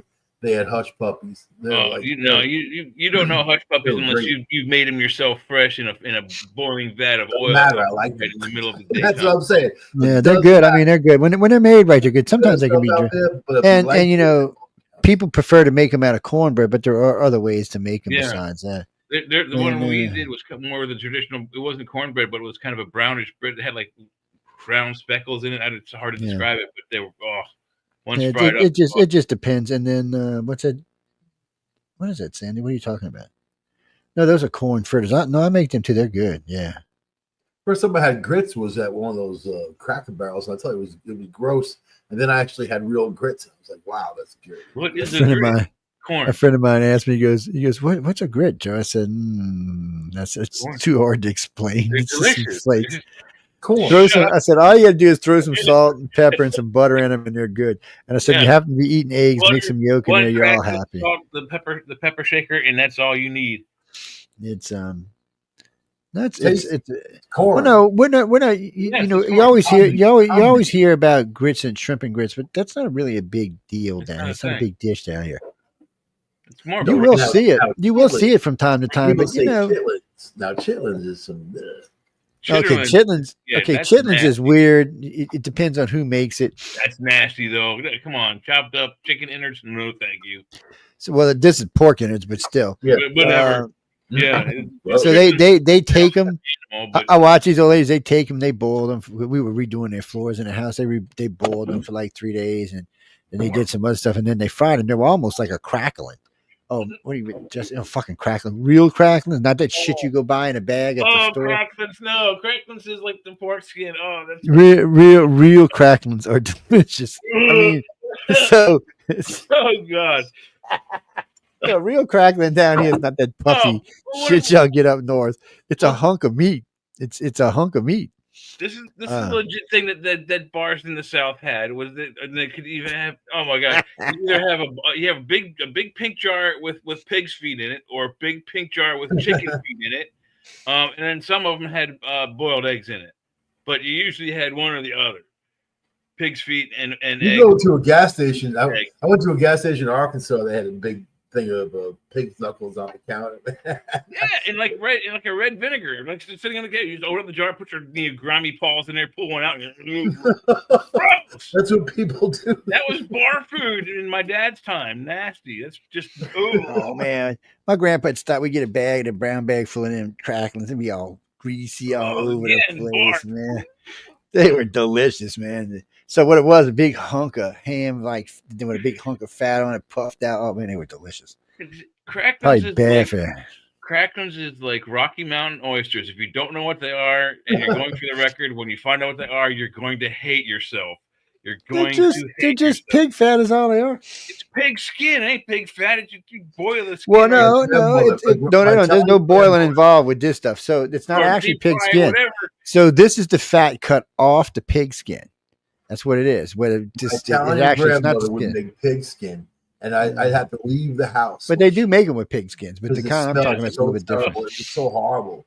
It was just mine's like that. It's like the belly fat with the meat and the thing in the end. It's, there's two things. There's cracklings and there's pork rinds, and they're both nasty. And they're both made from the skin. Well, I mean, they also gummy bears and gummy candies are made from the skin of pigs as well. There's a lot of things made from the skin of pigs. But we wouldn't give it there. Southern people and Italians, actually paper made from they both eat a lot of disgusting stuff, man. Like disgusting stuff. When I think back, because I stopped eating pork when I was like 17. I was done.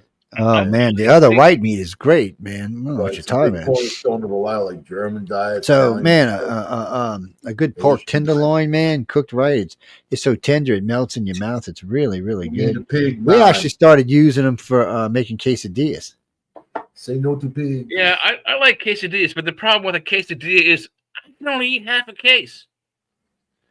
It's just fold it in half and eat one, man. Make a half a case. Hey, I want a case of peaches. No, it's not. I just have a half a case. Thank you.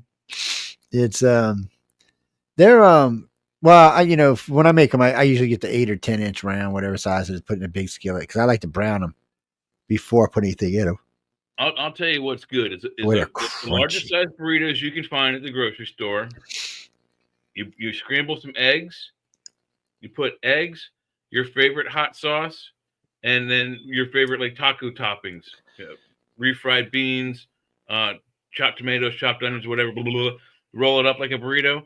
It's called huevos rancheros. It'll be the best eggs you ever had in your life. You never would think that hot sauce and scrambled eggs would go together. Oh, yeah, they do down here. That's the thing, man. Really, really do. Oh, no. Hot sauce and eggs is a thing down here. Hot sauce goes with everything. Yeah, and since Louisiana's king of hot sauce, there's all kind of them. It's no, but I'll make like breakfast burritos. I love making it, man. We did not know that, and I apologize, but yeah, no, I did not know that. See, you're trying to eat Christy. Shame on you, Jay. Christy, he's pregnant, baby. Don't. He's actually You're pregnant. You're the one who brought up the cracklings. He's actually pregnant. I'm just saying. So that he's getting cravings. You're trying to eat her labels. My cravings are tacos, man. If I could eat tacos every day of the week, every meal of the day, and it wouldn't kill me, I would eat them. I would do pizza.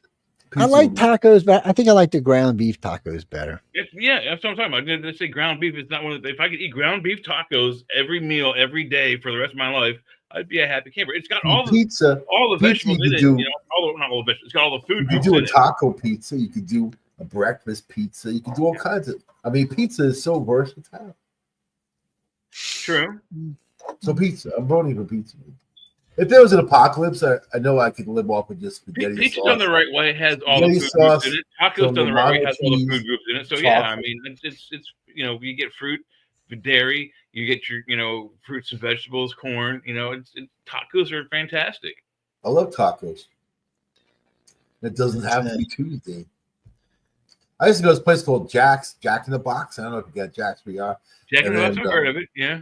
They made awesome breakfast sandwich, man. I would go there. It's awesome. But the tacos on Taco Tuesday, like 2 for Tuesday, oh my God. Michael, and they were just, what? They were sloppy, but they were great. All right, now you two, we're getting into some news now. 4 o'clock in the morning, you're hitting Jack's, man. Boom. Taco Tuesday on top of that. Set me up. All right. Where did I do with the news thingy at? It's I put a ghost chili in my stuff, man. I like ghost chili. Tropical, small. I can't do super hot, man. That's just bad for you. Ghost peppers aren't really super hot. Ghost It depends peppers what are kind awesome, you get. man. I put them in subs, but I make a sub. I love putting a whole ghost chili in there. You know, just chop it up. I got Lewis makes a ghost pepper hot sauce. It's not really a hot sauce. It's more garlic. It just got some heat to it, but not like what you would expect. The best sauce out there is called Green Mountain Gringo. I'm not making that up. It's an actual brand. It's called Green Mountain Gringo hot sauce. It's very, very good. No preservatives. But once you open it, you better eat it because it only lasts like 3 or 4 days in your fridge before it goes rancid.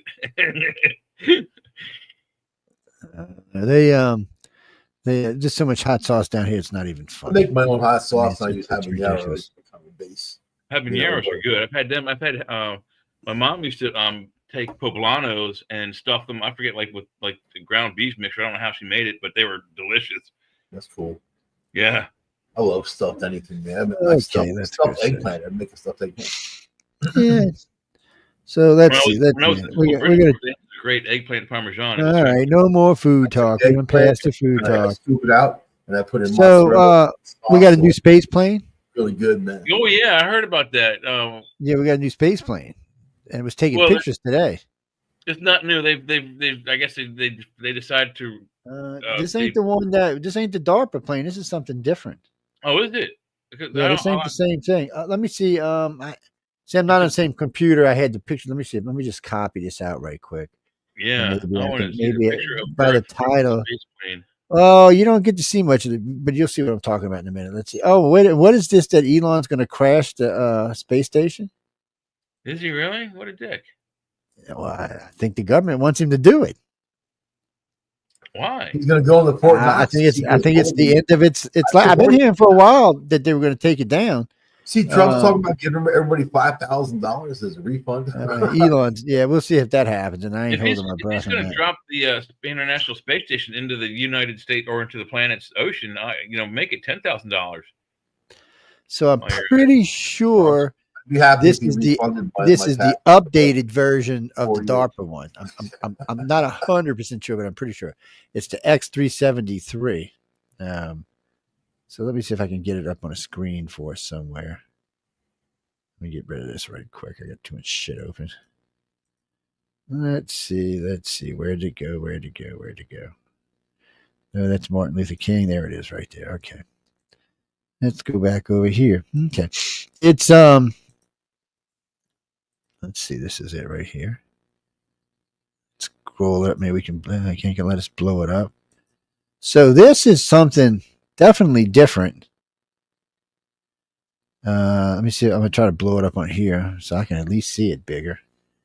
This is definitely not the thing, the DARPA thing. I don't know what this is. It looks like the third level, space shuttle. It's called the X-373 is what it was. So what's weird is, so you look at it the right side, but then look on the left side. That's a door.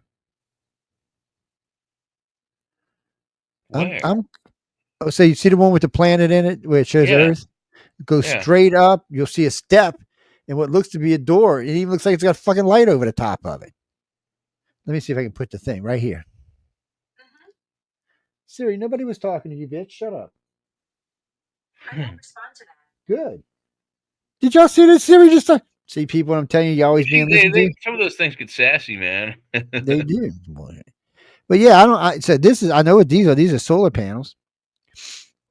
Yeah, I can see this one solar panel. It's like a TIE fighter wing or something right there. And then when you go straight up, so you go over to this solar panel, and then you go up. It doesn't make a door, but are we looking out the side of what? Is it the cargo bay of this X-373 thingy or what? I don't know what this is, and I mean it's very limited. I'm gonna see if I can't find some more pictures on this, but it's very limited to what they're letting you see here. Which I don't blame them. I mean, it's supposed to be classified top secret. And I took a picture of Earth today. That's the reason they were talking about it. I'm sorry, X-37B. I'm sorry, I thought it was 37. So, shadowy X-37B, 37B. Okay. It was taken on February 20th, cruising along. Let's see, did they get anything else in here? Hey, what's this? a video. Oh, it's going to be an ad first, of course. Of course there is, yes. That's why the sound's off, so we don't have to listen to it. What happened? Ford. It's a Ford, yeah. Thank God we didn't have to hear that. Ford US $3,500. That's how much we charge for commercial. Although the Chevrolet stopped making the Camaro, and they don't make a whole lot of gas engines anymore. So Ford may be my next. Yeah, but icing on the cake. that's all going to change what Trump's doing. Because they're making it. They're not letting them do the electric highway, so they don't have a choice. They're going to have to go back to gas or go out of business. Yeah. Right. So this is this thing 37B. X-37B missions have continuously advanced our nation's space capabilities by testing new technologies that reduce risk and inform our future space. See, that looks like the DARPA one behind Mission her. 7 is no exception. Yeah. This one right. We launched for the first time on a Falcon Heavy into a highly elliptical orbit. This mission is supporting the Space Force conducting radiation effect experiments and the testing of space domain awareness technologies. Uh-oh. We've completed our time in this highly elliptical orbit and have started executing a series of maneuvers called aerobraking. This allows us to change our orbit around Earth and safely dispose of the service module components in accordance with the recognized standards for space debris mitigation. Yeah, wow. Aerobraking was demonstrated in the... In general, when a satellite maneuvers, it's going to use its thrusters to execute one or multiple burns to get from its initial orbit to whatever target orbit it wants to get to. Every time it burns, it's going to use delta V and expend propellant. If that satellite's going from an orbit with an apogee that's really, really high, near geo, to a lower orbital regime, it can spend a few thousand meters per second at delta V. When we aerobrake, we utilize atmospheric drag to effectively step down our apogee one pass at a time until we get to the orbital regime that we want to be in. When we do this, we save enormous amounts of propellant. That's really why aerobraking is important. I'm extremely proud to be part of this team that is delivering this first-of-a-kind capability. Shut up. This accomplishment is yet another example of the X-37B's ability to conduct novel demonstrations that provide critical value to the U.S. Space Force. Yeah, I remember when DARPA had to give everything to Space Force. That just pissed him right off. There's nothing else on there. I don't know. And it's unmanned, so maybe manned one day, but it's unmanned right now. I don't know, guys and girls. A little weird out there in the world today. See, this was the original picture I seen here. I don't know if you can see it on here with me. Let me see that. You got to present it. Yeah, okay. There it is. Present. Yeah. So this was the original picture I ran across when I was reading the article because they had taken a shot. Now, none of this stuff I've ever seen on the DARPA one. None of these cuts, none of this. I looked at it pretty hard, and I'm not sure what we're looking at here. Or maybe this is a refitted one or something. I don't know. It just doesn't look. It sort of looks like it, but then it doesn't look like it. But maybe it's the same number. Maybe it is, and it just looks. I don't know. Add it to the stage. Let me add it to the stage. Are you Go on ahead, it? Yeah, go ahead. No, added. So that's Okay, it. where are we? Oh, okay. Yeah, we saw that picture before. That's on a different. Yeah. orientation. So yeah. Let me show you now. Yeah, that's what I'm saying. But now when you look, so you see the That's solar panels. panel. So go up, follow along the ridge, and then come up here. Yeah. So this is definitely a window. This is definitely some kind of sensor or light. Whether it's a door or not, I can't tell now. It's kind of raised like one, but I don't know if it is or not. But I do see a step here, a ridge. But that's definitely a window. And I don't know why there's a window and there ain't nobody on the fucking thing. At least as far as we know, there's nobody on the thing. I don't know, guys and girls. We're gonna keep up on it because for some reason I want to think that was the number of the DARPA plane. I guess I'll have to look it up to be sure. But still, let's see. DARPA shuttle. Let's see what it comes up as. Okay. There it is right there. Several pictures of it. Okay. And it says X-37. I figured it would. But it ain't. Let me show you. What is DARPA US X-37B spaceplane actually made for? There's a YouTube station for that as well. Wow. Let's DARPA see. Hammerhead is another name for it. It's well, the one we were watching said Shadow or something. Okay, hold on. Let's go. I don't know if this is it or not, but we're gonna find out. Present, share screen. Dun, dun, dun, dun, dun. Is this the one? Let me go back and check and hit present. Add to screen. Okay, let's go back over yonder and buy a Honda. To build a reusable spacecraft that could be used to launch satellites into orbit every 24 hours during 10 days with minimal maintenance. The implications would give the United States the upper hand if an orbital war were to break out. Ever since the Cold War's technological revolution, engineers have tried to develop a sustainable spacecraft that could be used multiple times while saving millions of dollars. American and Russian companies have unsuccessfully embarked on such projects for decades. However, a joint venture in the early 2010s between the American Defense Advanced Research Projects Agency and renowned aircraft company Boeing sought to change that. The XS-1 spacecraft, or Phantom Express, was expected to launch vertically, deliver its ordnance in the atmosphere at Mach 10 speeds, and then make its way back to Earth. Yeah, it's a different, like most different name.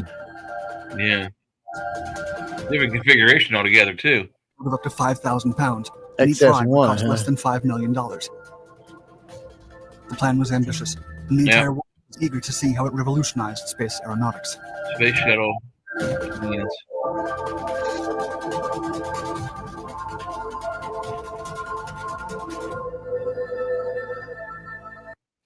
Wix gives you the power of AI to build the website you need. With full the XS-1 program.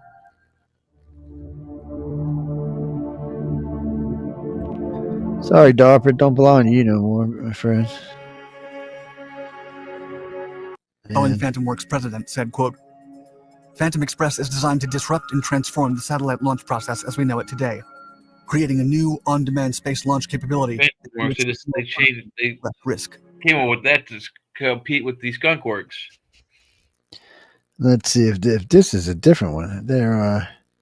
Well, now everything's under Space Command now. Everything. Area 51, Navy, Air Force, everything belongs to them now.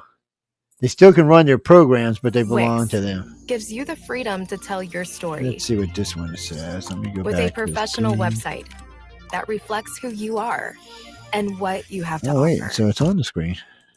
Is it a bird? Is it a plane? No, it's... Wait a minute. Actually, yes, it is a plane. But other than that, it's shrouded in all kinds of secrecy, mystery, and intrigue. It may well be one of America's most sophisticated and advanced pieces of technology. Okay, this one's supposed to be the X-37B This space is plane. unveiled, and today we're answering the extraordinary question: what does DARPA's secret space plane actually do?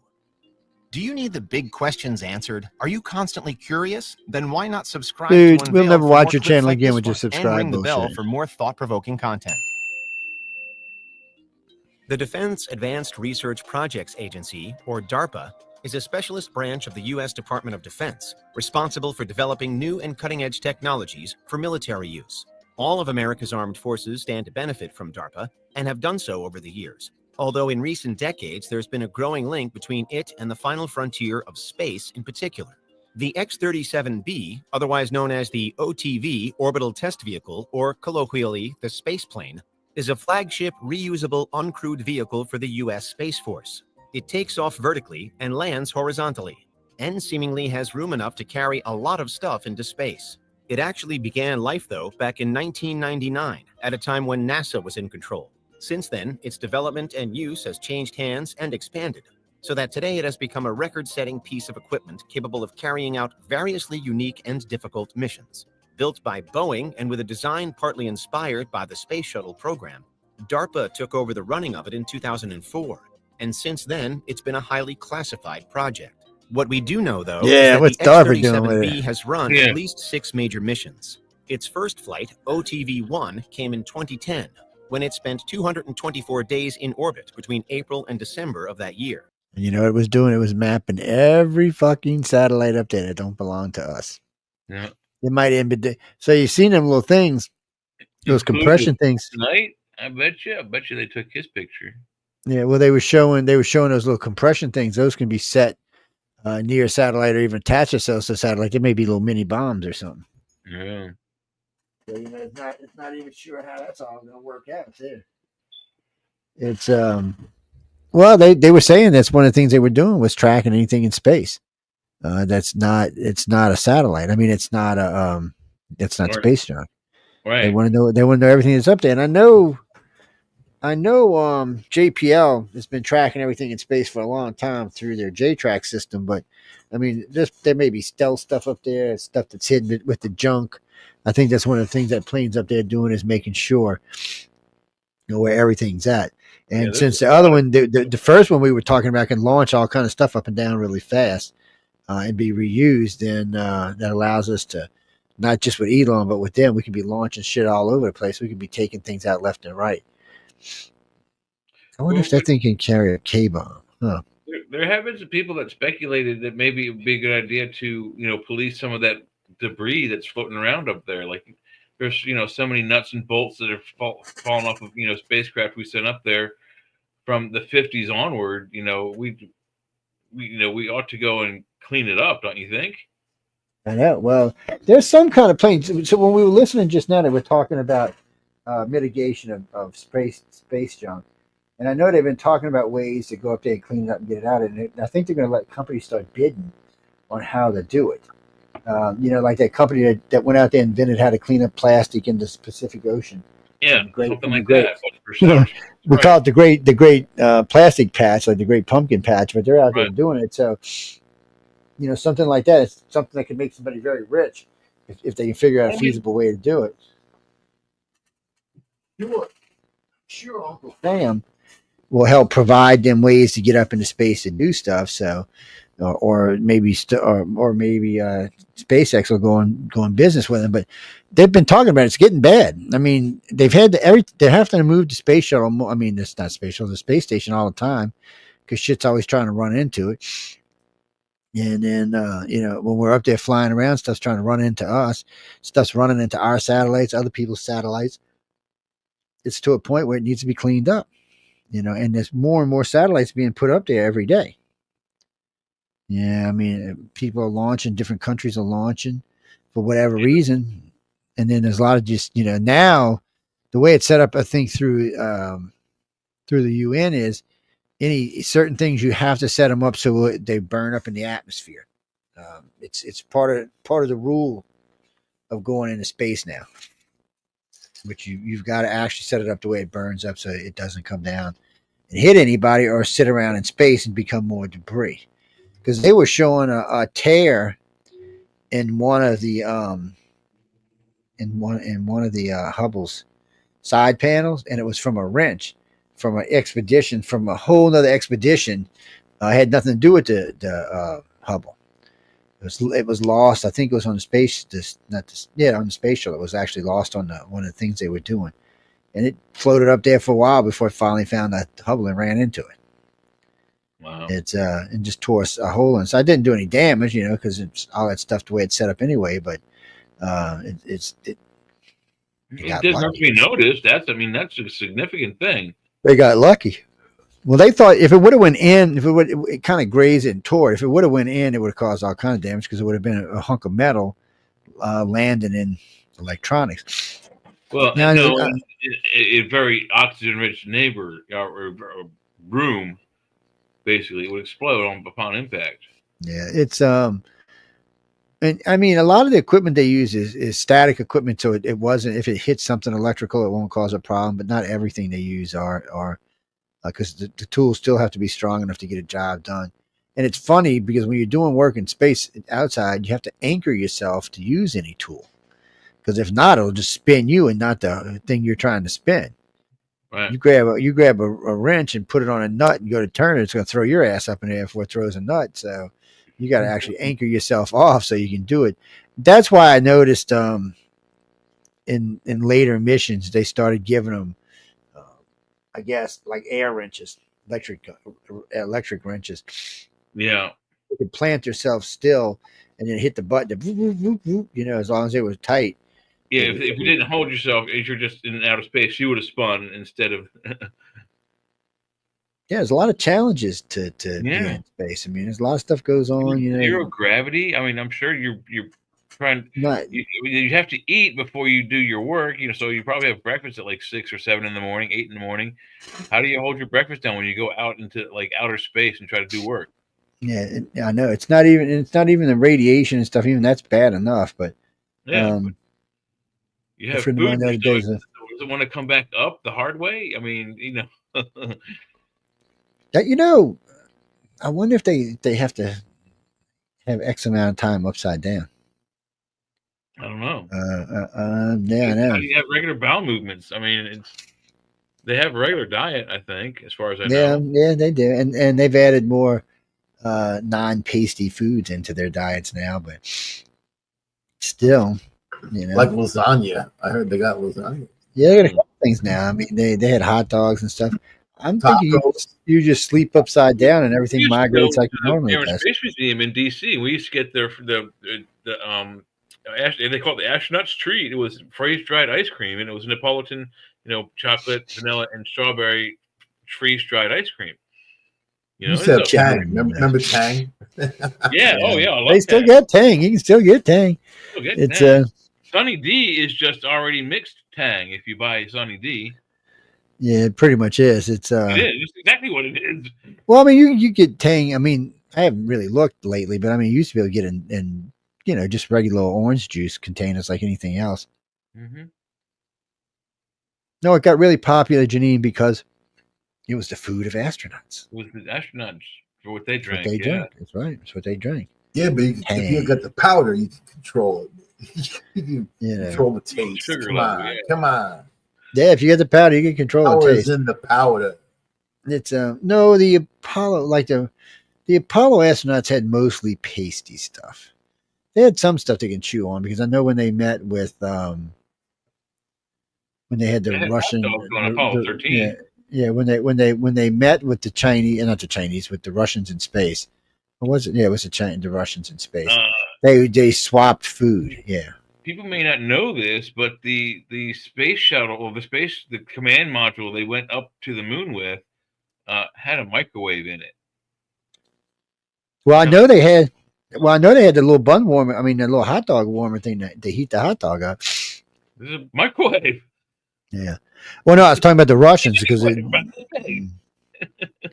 you got to heat stuff up. Want something warm. I mean, you can't eat cold food all the time. It wears on your nerves. Man. Microwave was already a big thing of the time. I mean, the Yamana radar range, it was available from 1957 forward. So, what did Captain Kirk eat going through the universe, Jay? Good food. Yeah, I was going to say his favorite thing to eat? Orion and tiger women. That's what he ate. Yeah, he probably had his own private chef, just like most captains do. No, he had that. You hit the button and there's the food, man. It was a replicator, right, or something. No, food back then, no, not for Kirk. Yes, Kirk wasn't food replicators. Kirk's mostly were stuff that was put in the system that was put out by a cook. It was like when you used to go to those places and you put 50 cents in, you open a drawer and take the food out. It was like that. But he would have that. They weren't all I was the same way when I heard that the first time. I was like, wait, what? And the knee boots coming in there with a silver platter with a cover. Hey, Captain. He's like, that's right. That's right. Give me my tacos. And leave me. The replicators are great. Come back thing. in 10 minutes. Give us another 100 years. We'll have replicators. According to Ben Rich and Bill Lear or John Lear, that we already have that stuff. Maybe. See, I would believe stuff like that, but that's stuff that they would put out. That's stuff that could make you just as much money as selling food could. So I don't. It's not something you would hold back on. I think it was Bill Lear who said that if you've seen it in a Star Wars or Star Trek movie, we can already do it. Some of it, yeah. Some of it, obviously, we can. I mean, we're not browsing star systems yet at high warp speeds. We definitely don't own those kind of That's technologies. the implications, though, that we have the abilities to do these things now. It would be nice, but there's some things. See, for me, when I look at it, I look at it a little bit different than people do. So I wouldn't doubt that we could maybe go faster than the speed of light, but we don't know. We don't understand inertial dampeners to start off with. We don't even know what they really are. When you listen to science talk, there's an argument about what they actually do, which is you're going to have that. But even more importantly than that, you're going to have a system that can see millions of light years ahead of you so that you can travel at faster than light speeds, or you're going to fucking die. Because you're going to run into a star or an asteroid or something. The rock is going to hit you. Yeah, I mean, so, those technologies is just not something we possess. We can't even really tell you. What about Einstein's theory that the faster you go, the slower things are, and then there's a point where everything gets really elongated. That's for light speed. Because that's for get past the speed of light that you hit. Yeah, so when what they're talking about is the approach to light speed. The closer you get to it, but see, warp speed is different. Warp speed is just a jump. You're not actually trying to run up to light speed. You're just jumping. What about their suggestion of future echoes of time that you're actually going so fast you're cruising through time? Now you're changing the whole time thing. Yeah, but you're not really. You're still in the same time frame, same timeline. You're still now. If you want to argue about something, are you a real person? Are you the same person? If you transport yourself somewhere and you're molecularly broke down and put back together, are you the same person? No, you. I've done warp speed through the Midtown Tunnel in New York City, man. At 3:00 in the morning, and I had my Camaro right through there, eating some Chinese food while I was doing it. Warp speed, I said. No warping speed. Then I had to stop and pay the toll. But yeah, forming a warp is not the same thing as approaching light speed. Or at least in theory, it's not the same thing as approaching light speed. When have you got to pay a toll right there at the end? If you use like a conventional engine, plasma drive or something, a wind, whatever. Einstein's theory is that you wouldn't be able to burn fuel. You wouldn't even be able to burn fuel past light speed because everything was stuck. Yeah, that's why they got warp speed, which is different than light speed. You'll just be going faster than light speed. But warp speed is supposed to be faster than light speed. Yeah? It is, but it's not. It doesn't approach light speed. It jumps over light speed. So there's none of that change in time while you're going on. It just pops up and it's there. It's that running up to light speed that gets you in trouble. 3D world, you would have to venture into quantum physics, into some kind of subatomic particles, and have some kind of system that would carry a vessel through like a bubble of subatomic particles to bring them through. And then at that point, you're not traveling in our time. You're traveling in quantum time, in quantum physics time. No, you're traveling subspace, the layers in between space. So you're not actually ever breaking any time things. You're just traveling between the layers of space. So you wouldn't really have to go fast. You would just have to harness that ability and then be there. Well, it all depends on what you want to do. I mean, warp drives are designed to haul ass. Gate technologies are designed to pop you from one spot to the next. It's folding space technology. Quantum technology is which would be folding space technology. Point A to point B doesn't matter how far. So if you can harness that space folding is what that is. You're folding space. But if you can harness that, then you don't need the warp drive. You can just go. No, a lot of people with these aliens. They say they see a rift open up in the sky, and then all of a sudden, yes, and that's not necessarily folding space. That might be a gate technology, which is a whole different thing. So you've got gate technologies; it's one thing. You got time and space folding, which is another thing, and then you got warp drive, which is another thing. They're all different. They all get you to humans can't even handle congestion pricing. You know what I mean? So how are we going to even compare ourselves to any a higher? So and all three of the things we just talked about, they all have the same problem. We don't know what's on the other side. So we can't just. Well, we can't. We just can't fucking pop there if we don't know what's there. I mean, we can. Pop there. I'd pop there and pop back. I did the same thing with the trains when I was a kid. Maybe, but you might pop into a sun and be dead. I'd pop back in again and go back to where you might pop into a planet and kill 1 billion people. That's the problem. You just don't know. Even though space is vast and there's not a lot of stuff in it, that's bullshit. There's a lot of stuff in it. It was supposed to happen. It was supposed to happen. No, it's not. That's stupidity is what that's called. That's called stupidity. I have no control over that. In order to make this right, what? you'll either have to go there, send a probe there, or know the area somehow or another by some means. If you're gonna make an omelet. So in order to do the universe right, you're gonna have to go around the universe at sub speeds until you can map it out far enough that you can do warp speeds or something along those lines. In Dune, they had creatures that could see into the future, so they knew they wouldn't hit this People planet. would say, "Oh man, watch out for those humans! They popped in and they messed everything up, and they popped out." You know what I mean? Watch out for humans! Don't go near the Earth. The Earth has humans. You know what I mean? Yeah, all that shit's going to change on They'll leave us alone. Don't mess with the humans. So they've changed in the new Dune. They've changed the way they fly. Yeah, right. They're still using space folding, but they're changing the way it actually works. I don't know why they're doing that. I thought that was pretty straightforward. Wormhole technology. The space laundromat. So that in Dune. The spices the worm. You know, Jeffrey, I got that link somewhere. I seen it today. The top, I think it was the top 20. No, it wasn't. It was like the top 7 or 10 1950 sci-fi movies that are still worth watching today. Yeah, I've seen it. I don't know where it's at, but I'll find it somewhere around. The Creature from the Black. I know Planet Nine was there. I know the Creature from the Black Lagoon. What's his name? Neo was there. What's the that's Sinbad. So I know Forbidden Planet was there too. So Forbidden Planet was there. There was 3 or 4 of them I recognize, and 2 or 3 of them I don't think I did recognize. But yeah, I mean, if it's the plots are good, the stories are good. The special effects are crap, but really and truly, the stories are good. Though I mean, that's the difference. In some of the sci-fi back in the 50s, they actually had a plot and story. Today, it's like whatever. It's I mean, half the shit you get to watch in sci-fi today just doesn't have a plot. Well, no, Jimmy, I like near now sci-fi. Yes. Yeah, near now. So I like stuff that's, say 50 to 200 or 300 years ahead of us right here. Yes. Well, that keeps it in content like in politics and technologies and things like that. Well, any new technology can be invented at any given time. We know that. Just look around on our planet. You ever heard of this thing called AI? What I'm saying, any new technology can be born on this planet at any given time.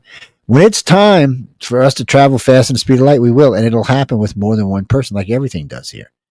On Earth, it seems like 3 or 4 or 5 people seem to get the same idea all around the same time. Is it evolution? Is it someone giving it to us? I don't really know, but it seems to work that way. So I would think, somebody's going to invent faster than light travel. It might be Jay's baby. Yeah.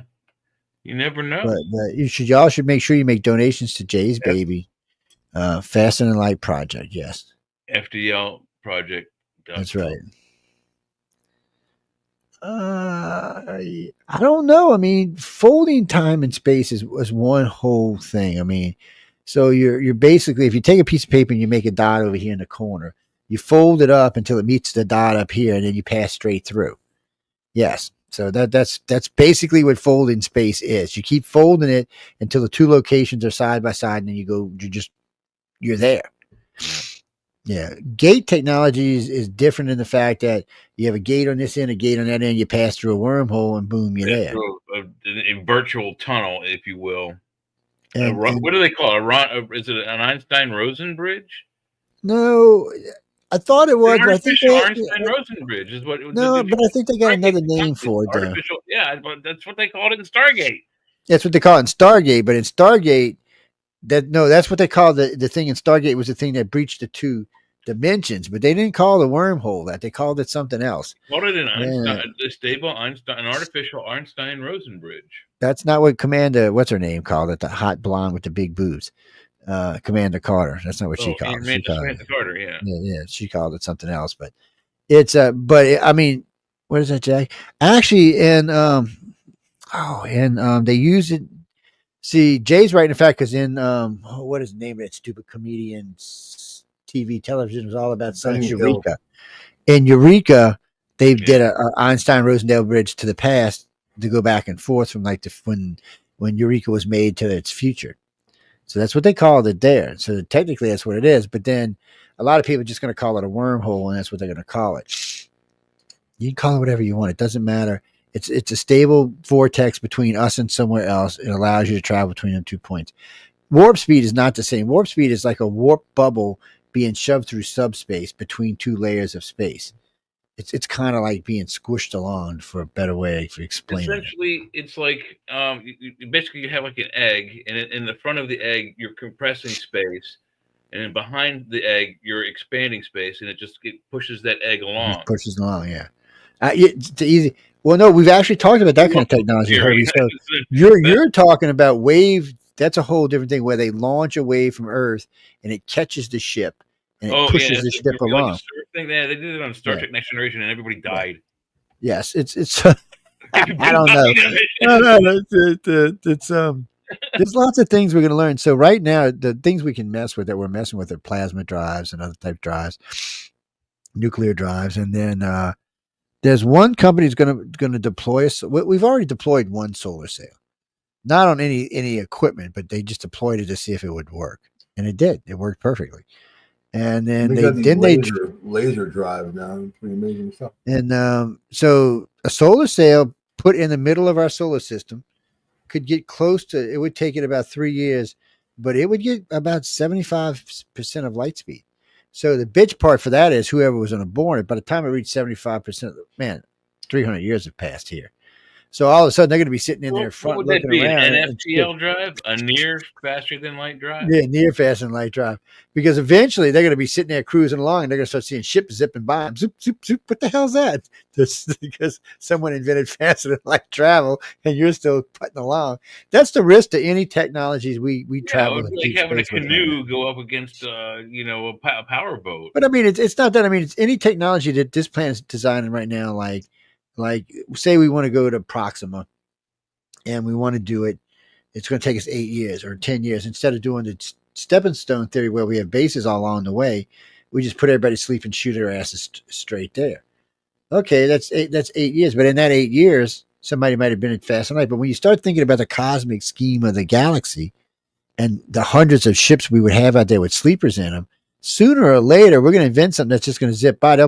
So when they get to the colony they're going to, there'll already be a colony there. We'll already be there. Wait, how did you get here? Hey, what's up, guys? We were wondering when the hell you were going to get here, and they'll be like, "What the?" But that's going to be how it's going to work.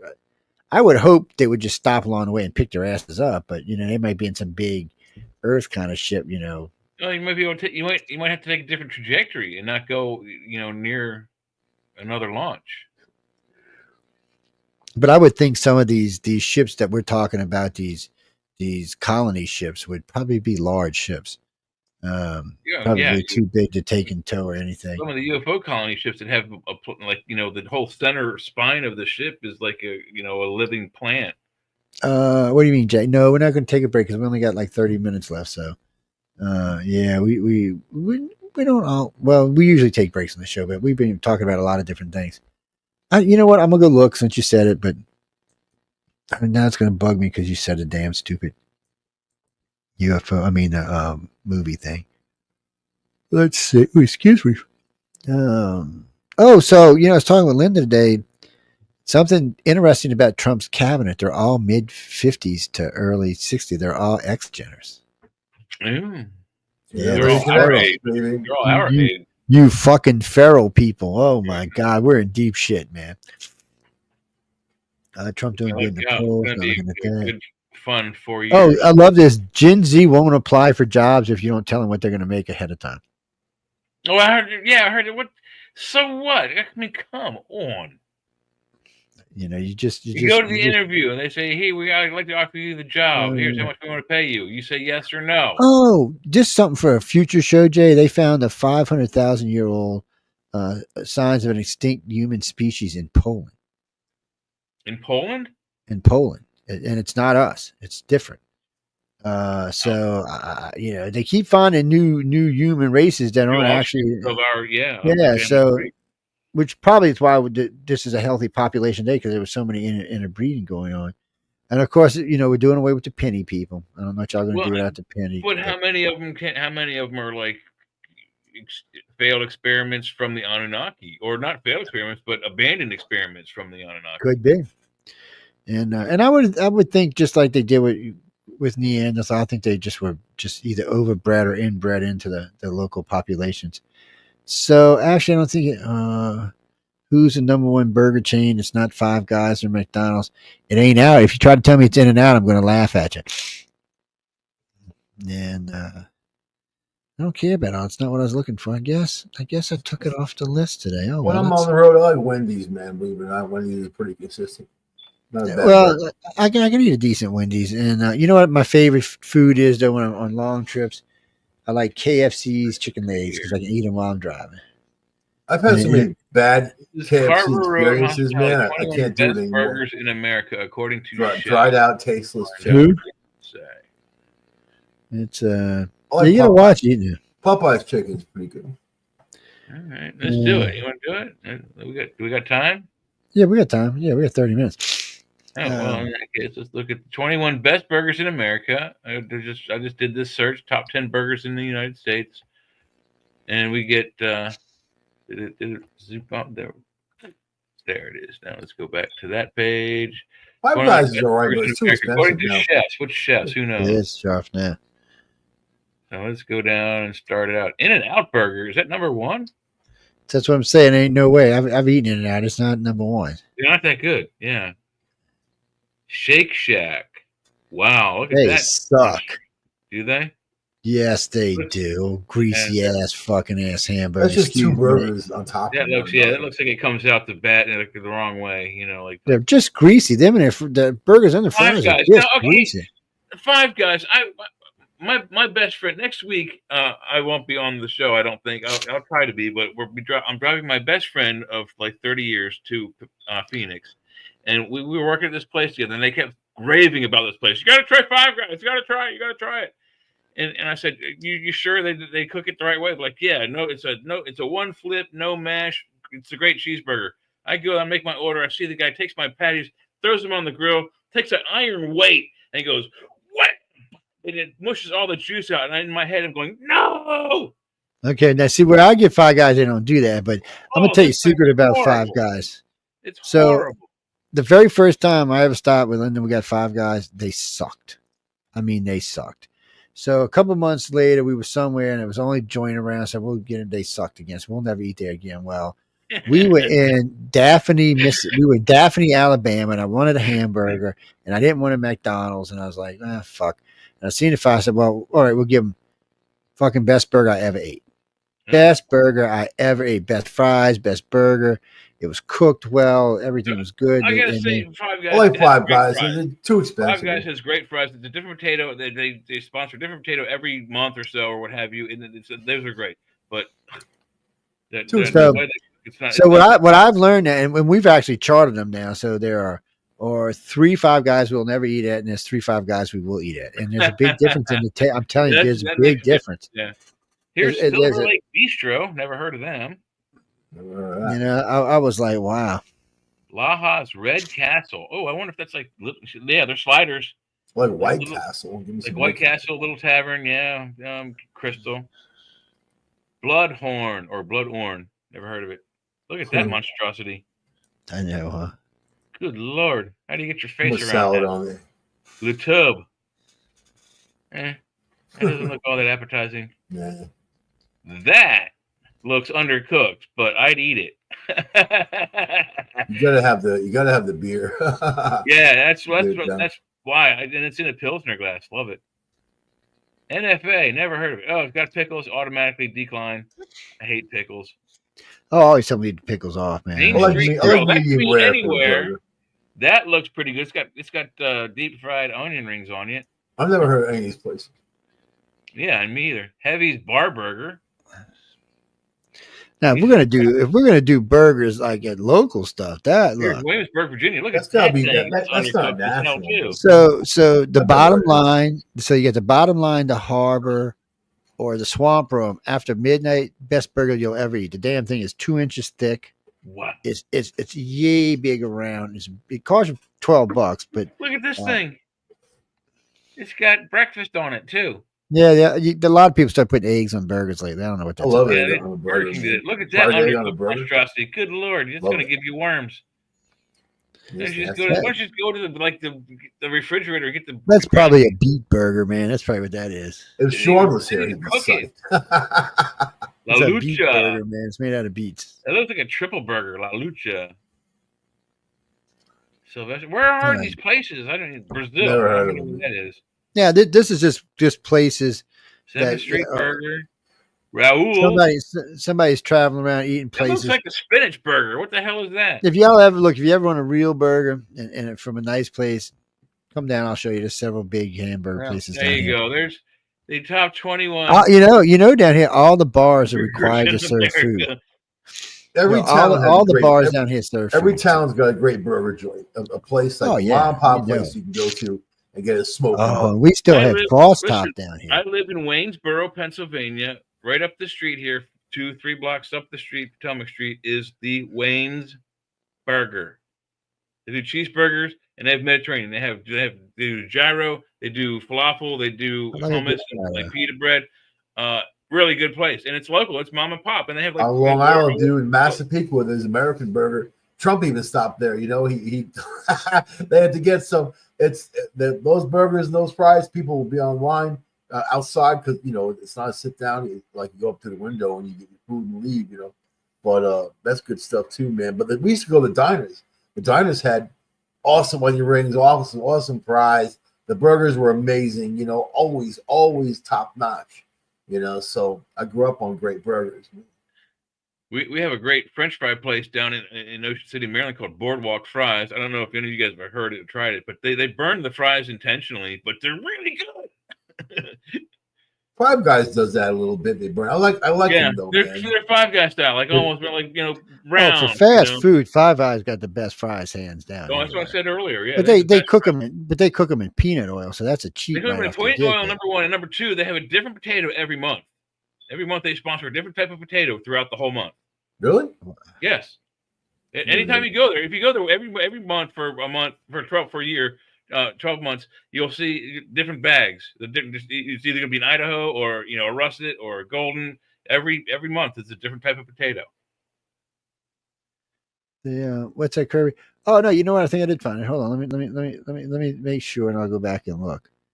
And you can buy the tomatoes from them. Or not tomatoes. You can buy the potatoes. You can buy a bag of potatoes from them. If you like those fries that month. I make my own.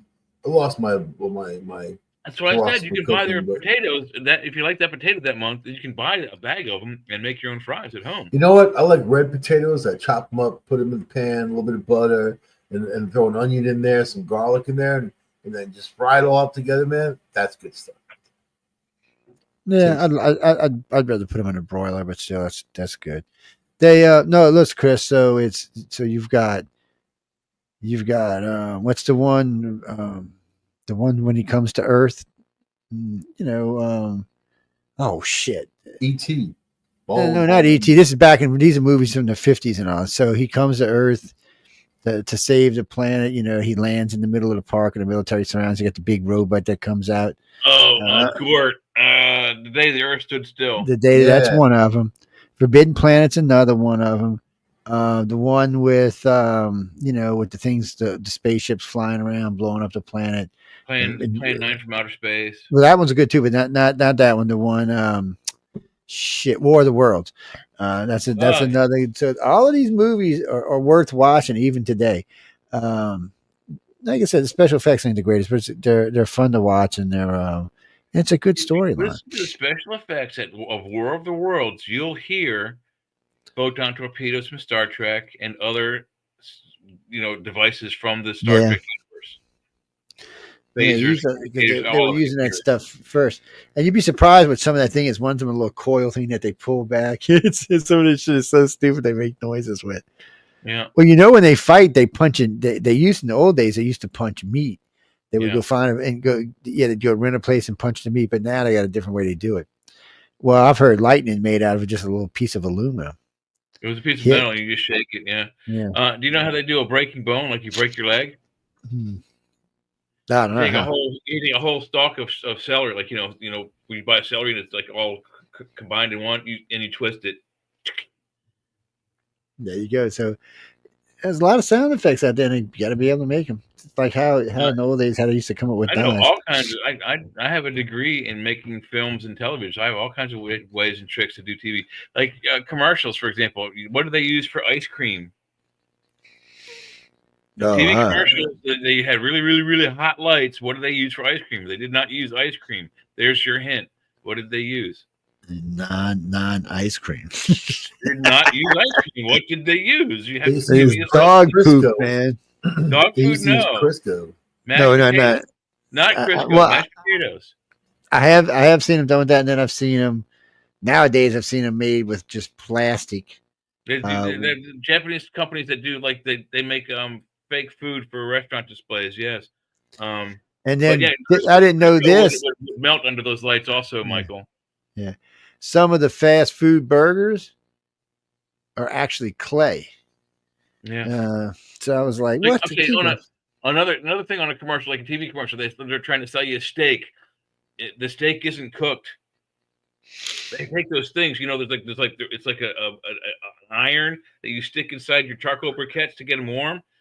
They take one of those, they turn it on, and they just score the steak so it looks like it's been grilled, but it hasn't been. It's just a raw steak.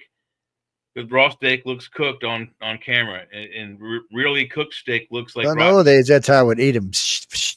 Yeah, some people do. It's like 1 second on each side. Boom, it's done. No, these days I eat them medium, sometimes medium rare, but mostly medium. Yeah. If I'm doing prime rib, I can go as low as rare, but I prefer. Oh yeah, prime rib's a whole different beast. Yeah. But it's funny. I won't. I'll go medium is the highest I'll go. So on a good ribeye, depending on the size of it, I'll go medium to medium rare. On prime rib, it's always medium rare or rare. Yeah, prime rib, I prefer medium rare. But a lot of times I want medium because if it's a big thick steak, I want it medium. Because people don't realize when you cook a steak, if you let it rest, it's still cooking while it rests. So you always have to be careful. Yep. You know, you people say, "Oh, well, you cook it a medium rare and you take it off." Well, if you do that, it's going to be medium. Medium rare steak will become medium as you eat it. Yes, it's so you know it's all about how long you cook it. Yeah. Mm-hmm. Well, I liked it. So a lot of times I'll brown the steak and then I'll throw it under the broiler for like 4 minutes on each side. And I like to broil it because it crisps the fat and all that really nicely. Yes, it's. Everybody has their way of cooking. Sometimes I'll throw it on the grill outside. It just depends what kind of mood I'm in. And I rarely cook a big steak in a frying pan anymore. They have grills now that they have a particular panel in the grill. It's called the sear panel. You put a raw steak on it. You push the button and it goes, and it instantly throws like 300 degrees on that pan on that side of the steak for like however long you hold that button. Then you flip it and push that button again and sear the other side. Then you throw it to the other side of the grill and cook it for 5 or 6 minutes per side. So what I do, people, is on my right side of my grill, I turn the flame up all the way, get it good and high because I like the taste of the flame on the thing. I'll throw it over. The other side set on medium, so I'll throw it over and it'll go. You'll see it go. You'll hear it go whoosh, flip it, whoosh, and then throw it on the other side. Turn the other side off. And it works perfectly every time. You get a perfectly grilled steak. Plus, you can hit it and turn it so you get the cross grid pattern instead of just a line pattern on it, which always looks better on a steak. And then you flip it, do the same thing, and then toss it on the other side, and it'll cook. Yeah, because like I said, when I'm cooking mine medium to medium rare, so I'm not really going to be on the grill that long. Well, no, if you're going to do potatoes and stuff like that, you got to put it ahead of time. And I love that top rack because I put garlic bread up there, man. That look. Oh yeah. I use a blowtorch, man, for my steaks. Put an iron skillet. Got heat on one side, my little culinary blowtorch on the other. I like the guy on Ice Road Truckers. He takes, I think it's a spiral cut ham, and he spices it up and wraps it up in a tin foil, and then he sticks it in the engine of his truck, and he drives 180 miles in negative 40 degree weather, and then he gets to the other side and he opens it up and he shares his like cooked ham that he cooked in his truck engine compartment with his friends on the other end of the drive. That's cool. Very fancy. It's very fancy, yeah. It sounds like someone's going to kill your ass after all that contaminant in that shit. Whether it's real or not, I mean, it was just a cool thing that they did on the show, and they only did it once, but I thought it was neat. I am Gort. I'm coming for you. I knew stupid people who used human. to take cheese What are the sandwiches. three things that Gort said, or how do you deactivate Gort? You shoot him in the nuts. I mean, I'm sorry. Did I say that? No. Oh, one of the ones from the 50s was Godzilla. Love Godzilla. Godzilla is 1949 in Japan, 1950 in America. This is Godzilla 1954 is the one they're talking about. Yeah. Godzilla. Well, and 20,000 Leagues Under the Sea was in Parada there too. Nikto. There he is with his beautiful face. The day the Earth. So that was 1951, and Godzilla and 20,000 Leagues were both. I saw that remake of War of the Worlds with Tom Cruise. Man, there's been so many remakes of War. It was And horrible. that one sucked. movie Yeah, was that one horrible. sucked too. You guys see it? See, War of the Worlds was done in 1953. Yeah, Tom Cruise sucked. It was horrible. There's been a couple of them that actually sucked. I don't know. I find the guy to be annoying, actually. I've I'm not been really a Tom boycotting Cruise Tom fan. Cruise movies since he butchered the my dad and I's favorite television show that we watched together kind of religiously in the 70s was Mission Impossible. And my dad hates the movie theaters because he's got a horrible bad back, and sitting in those like crappy seats for more than an hour just ruins his day the rest of the day. So he actually took me to go see the Mission Impossible movie with Tom Cruise. And we walked out of there, and he's like, "I hate it." I'm like, "Yeah, me too." I was like, "What the f was that?" I mean, he made it into all the good guys into bad guys. We were pissed.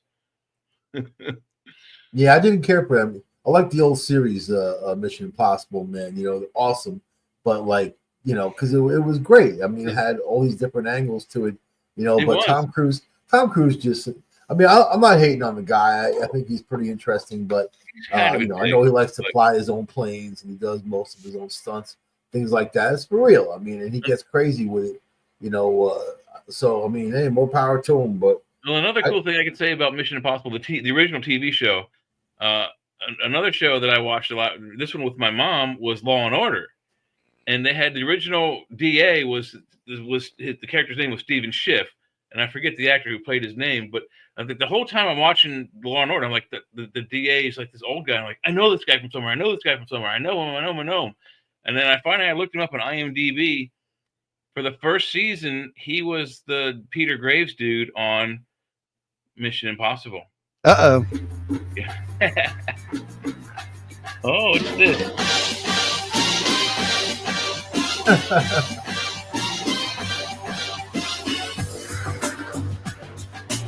Oh my god. Stripper music. Get the $5 out. Get the $5 out. Get the $20 out.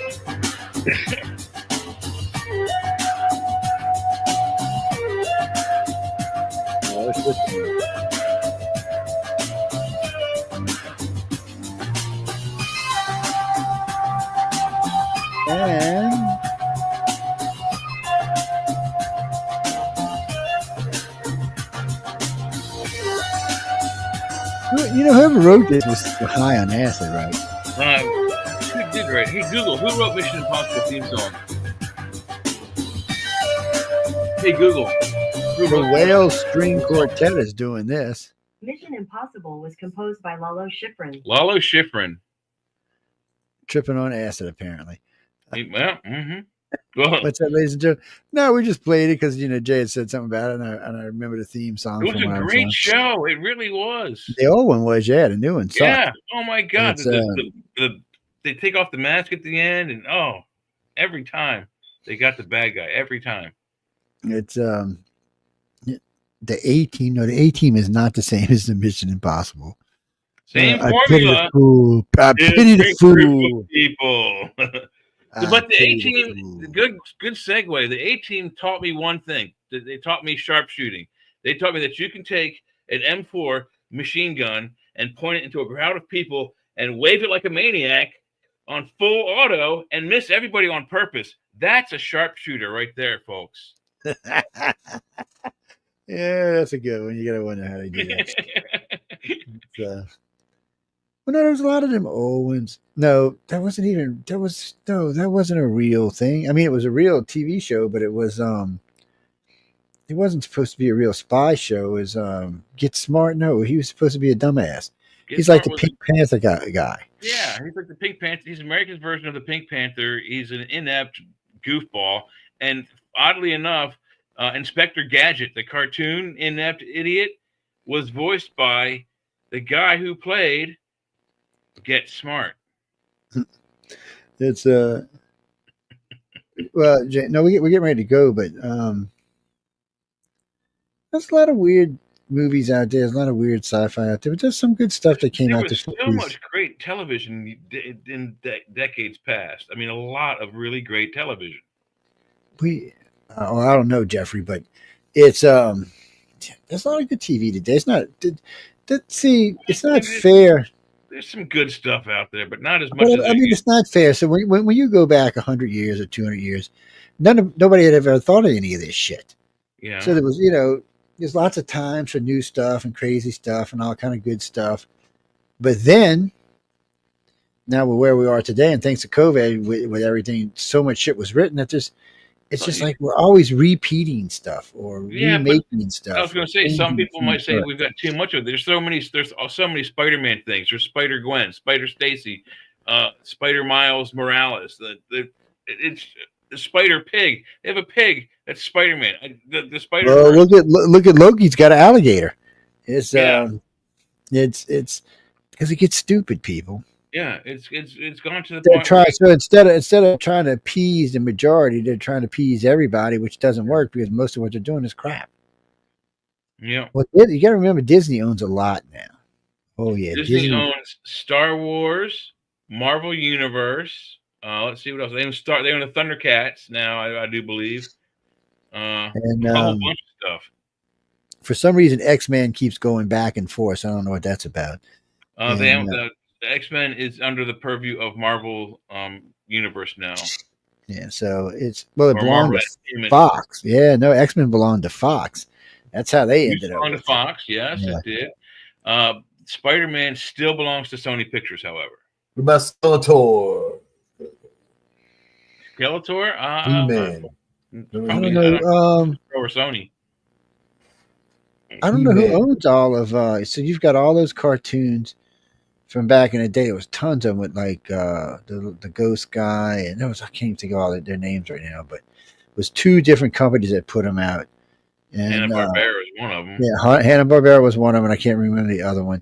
But it was two of them that put them out, and I don't know who owns any of that anymore. We grew up with the best cartoons, man. These kids, they don't know anything. Oh, speaking of that, I'm glad you said that. Oh shit, Mike, I'm glad you said that. Keep talking. I need to go find somebody. So before my when my ex had her kids, I raised the kids. I remember like they were 4 and 6, and then they were watching all this anime and whatever and that kind of crap. I bought Tom and Jerry, the old series on DVD, and then I just bought it because I was buying stuff. Whenever I see things on sale, I'd buy it. That's me. And just not even watch it, just buy it and put it in the collection.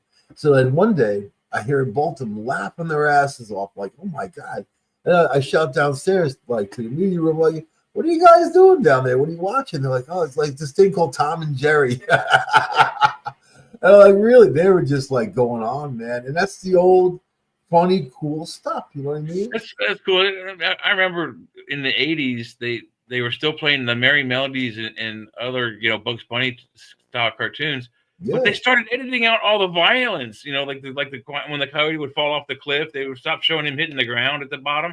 But that was the best music. There were orchestras, man, making that music. There was so, amazing. It was amazing. Every cartoon had a joke for the mom or dad who was in the room watching the kid, and there was, the slapstick comedy for the kids. The artwork, dude. Hitting the wall.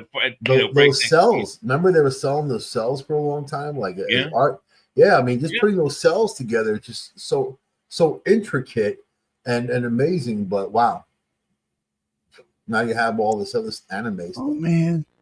So I had hentai, I think they call it. So it's pissing me off I can't find it. So I had a thing with Bugs Bunny, right? And Bugs Bunny's shooting Indians. Uh-oh. And he's just calling them this, calling that, and then he shoots when he says, oh, that's a half breed, and he makes it half a line. He said several derogatory remarks that first off, I can't believe it. Jesus, I don't even I can't believe everybody and their mom is not trying to Get get your Bugs hands on Bunny the pulled. uncensored Hanna-Barbera, not Hanna-Barbera, the Merry Melody cartoons, Merry Melodies, and what was the other one? Looney Tunes. They had some pretty, racist stuff in those things.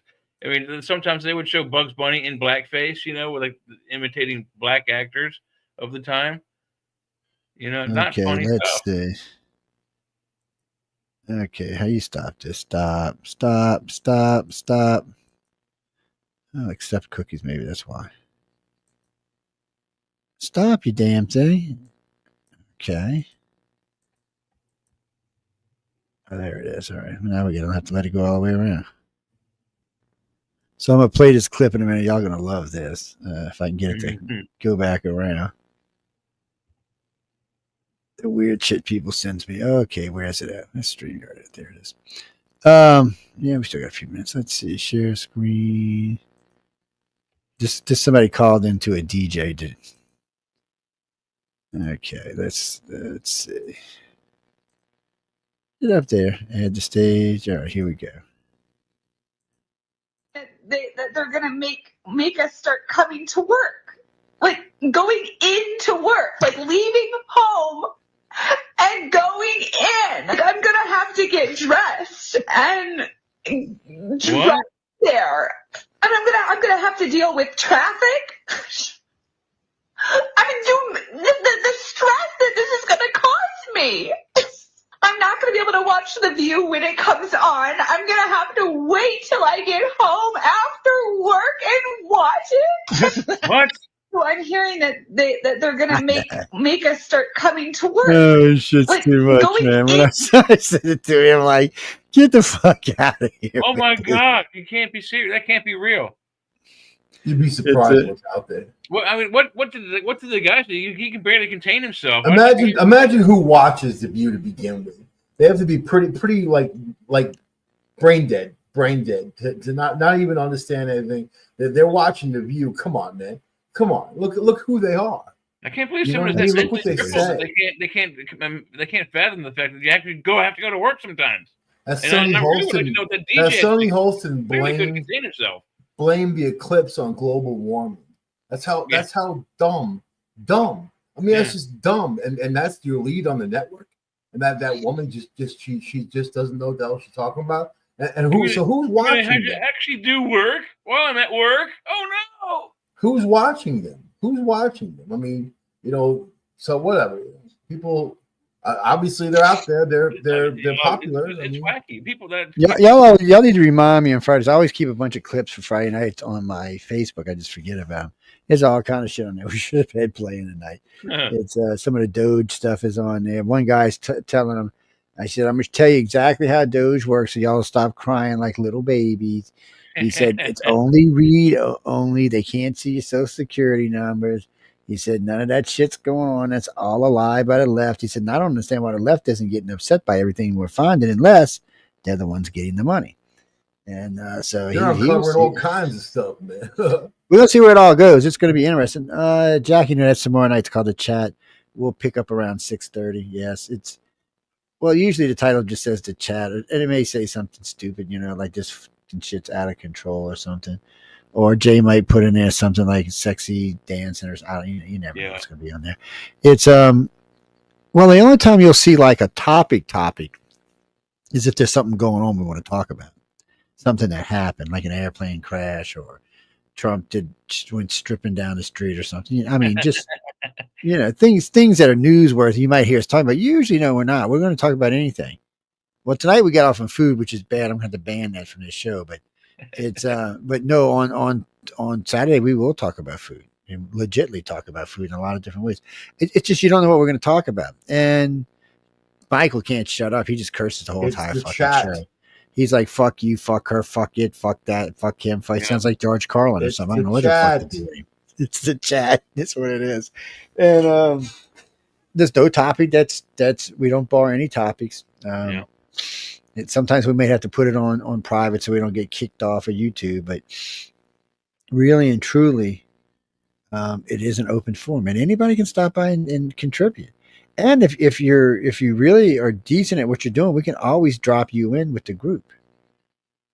We do. We're actually looking for at least one more, maybe two more female hosts for these shows. Yes.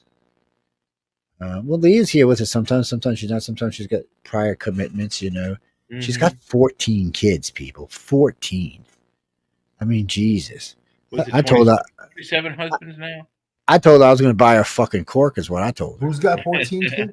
Leah. She got 14 kids, man. 14. You serious?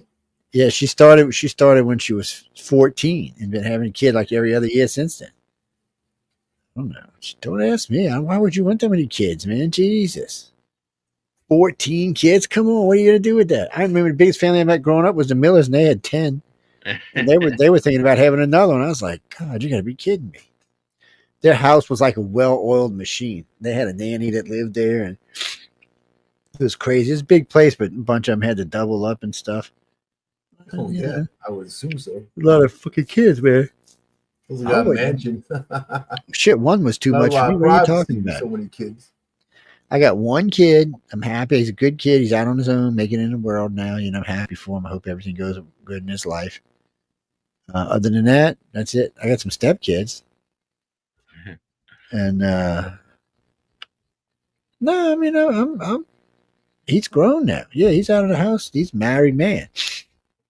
Hopefully one day he'll call me and say, yeah, guess what, Dad? You can have some grandkids. But until then, well, I told him if he waits much longer, I'm just going to have to divorce his mom and get remarried and have 10 kids.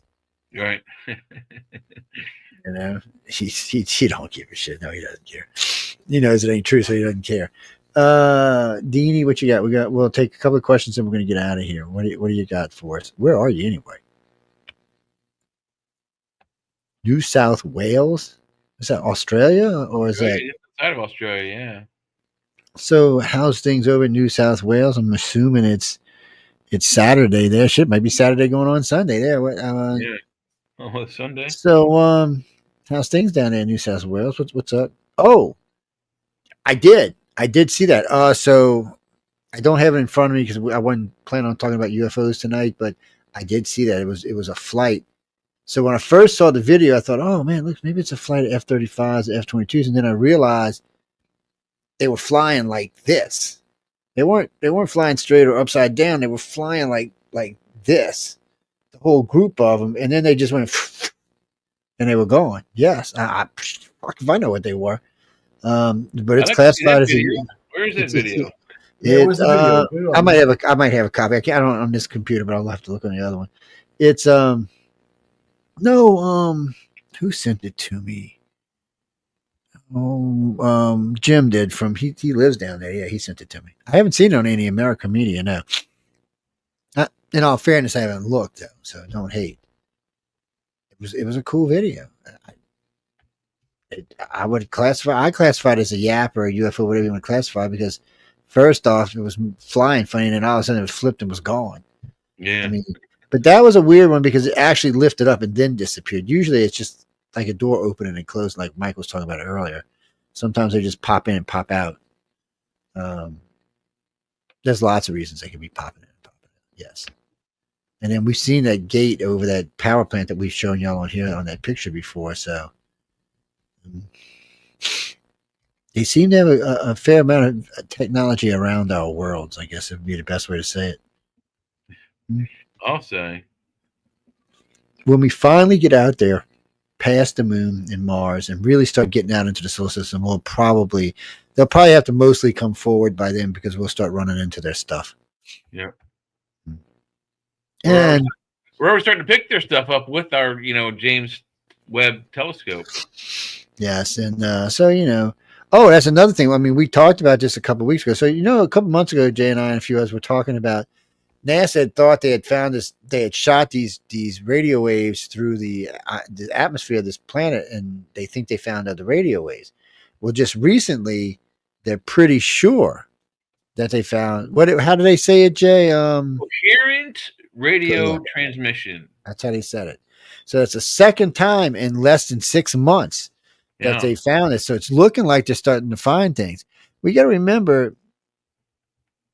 Well, no, radio waves is like if you drop a thing in the water, they go out like this, but they can be like on a ship's radar.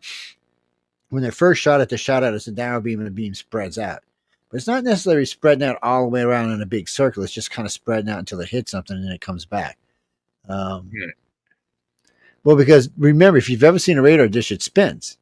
So as it's spinning, it's sending out a thing. So it's always giving you a 360, but not all at one time. It's wherever the facing of the radar is at the time is the most accurate reading. Yes, I know. Well, it spins really fast. Yes. So it's like...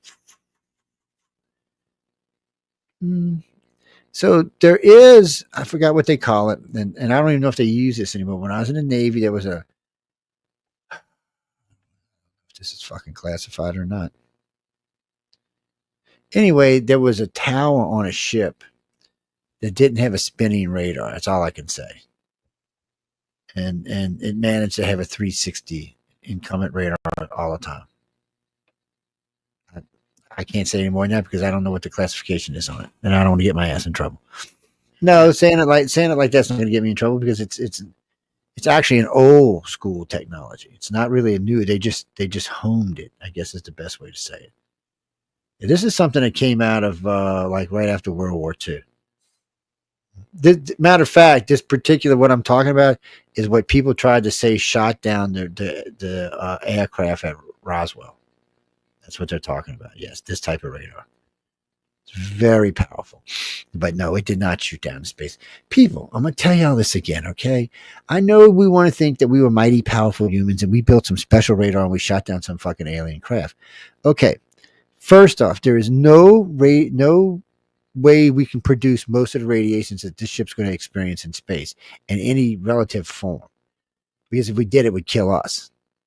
Yeah, probably.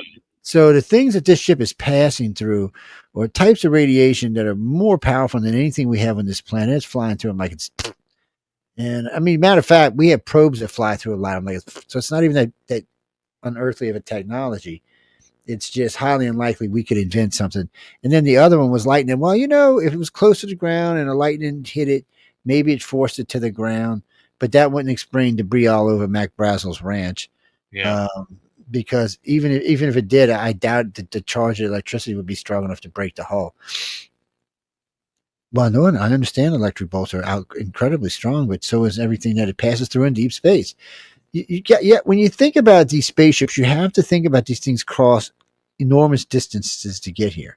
And even if they're jumping, that means they're going through a portal type technology, which is putting immense stress that they're not going to find anywhere on this planet, including lightning bolts. I would imagine a wormhole. Get out of here, man, yeah, we got to go. It's past my bedtime. You'll get some rest, man. I'll see you tomorrow night. And don't forget, Mike's going to be on after us tomorrow night, guys. So, yeah, Mike Langley live. I think I got Frank Torch coming on. He wrote a book called Love Letters. They're doing Chip and Dale's daughter when she was in rehab. They wrote letters to each other every day. Really cool stuff. But we'll be talking about addiction in America. I'll see you guys. The second hour tomorrow night, ladies, is the Chip and Dale's review. Yes. I won't be watching, but it'll be there for y'all. It's there for y'all. But we got to get out of here really quick. Christopher, any good UFO information? ICAR's on its way back, so I got other stuff ahead of it, but there's other things. No, it's already back in operation. It never actually went out of operation. Just we retired a lot of hosts. I mean, a lot of directors. You get burnt out after a while. 20, 30 years of doing this burns you out. It's not that hard to get burnt out. And hearing some of the stories, there hasn't been a lot of really new information. I mean, I've been doing this since I was a kid. There's nothing really new in 40 years. It's a lot of the repeated stuff, and even the stuff we get that we can't talk about, not at least to y'all, we can't talk about it, which would be considered new, but it's not. It still falls in the purview of the UFO thing. It's not. It's new in the fact that we see things differently because we understand more now, I guess is what it really comes down to. But as far as them using different kind of ships, or it's a different type of alien, or they changed the way they're doing things other than a couple little things, no, it's pretty much the same. Mm-hmm. Which tells me they're not worried about us even this much. Not one iota. It's like a passing thought. Well, no, I mean, they did worry enough. I don't know if they worried enough, but they did notice enough that they changed, missing time, and there was something else they changed. For some reason, I can't think of it right now, but those kind of things were changed. but it doesn't matter because ICAR is the only organization that even talks about this. If you go watch any abduction special or anything, no one's even in our field. And if you do hear stuff, most of the information is coming from us. We're just not getting credit for it. Matter of fact, I pissed off a producer for Ancient Aliens because I said that. He said, well, that's not true. I said, oh, no, it is. I said, tell me what you know. He started, I said, ICAR. It's all our data. I said, you don't have to take my word for it. The website's been up for 25 years. Go take a look for yourself. And I said, there's also an Alien Enigma site that's 10 years older than the ICAR site. I said, go take a look for yourself. Everything you're talking about is stuff we talked about 3 decades ago. Of course it's ours. I said, I used to host Wake Up USA, and every fucking ufology of any kind was on that show, and they've been using that data for a long time. And I said, look at the blood type study. Only organization that ever did it was us, and then all of a sudden, everybody in ufology suddenly had a blood type study.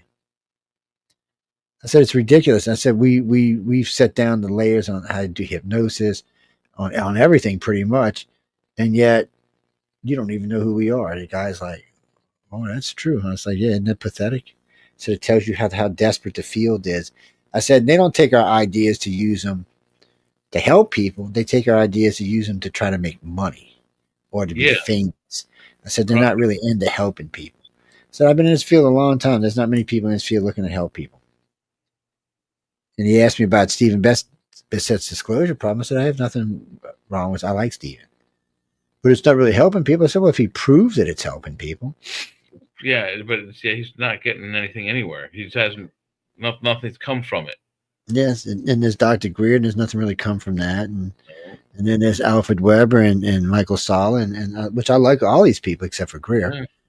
I think Greer's a prick, but the rest of them I like. Greer is an ass, yeah.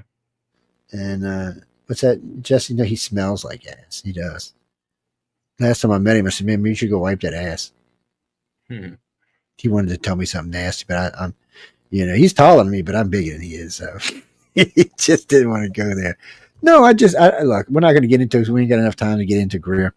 And, maybe one day in the near future, I can't do it on UFO on the cover, but maybe we'll do it on this show on the chat, and we'll break down ufology person by person, year, decade by decade, and let you see what you think. Well, we got a lot of people on this network that are quite familiar with UFO stuff. Yes, including my station manager. She's a fucking alien. Not as big as an alien. An alien. And she's not as big an alien as Amelia is, though. Oh, and to that question earlier, which one is prettier? That's up to y'all. I'm not even going there. Yeah, we're not getting in the middle of that fight. That's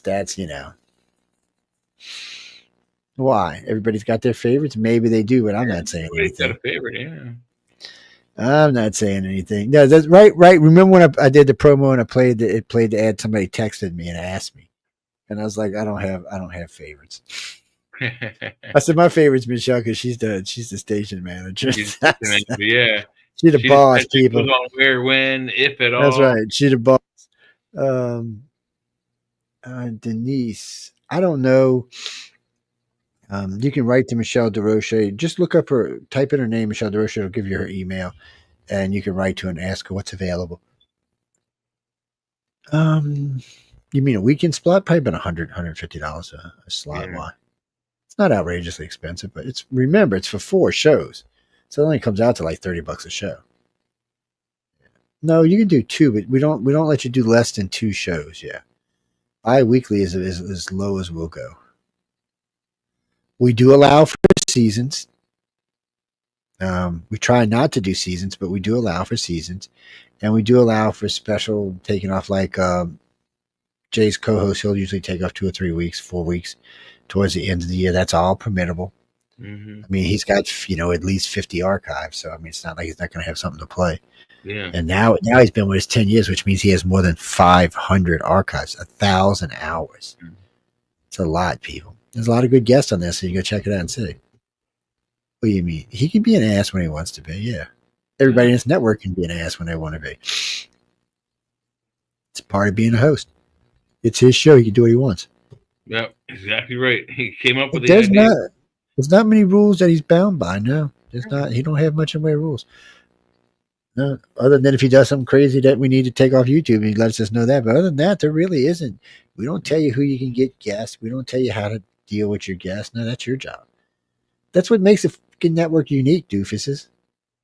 Yes, then we're not a cookie cutter network. We don't follow, the politics aren't the same, the religions aren't the same.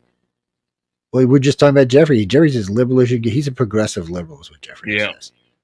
And one of his co-hosts is, and Wham is a progressive liberal as well. She's as far right. Yeah, they're both pretty well matched up, actually. Yeah, so we have two other liberals in the network, and we have some conservatives, and we have some centralists, and we have some libertarians, and we have some independents. The way it should be.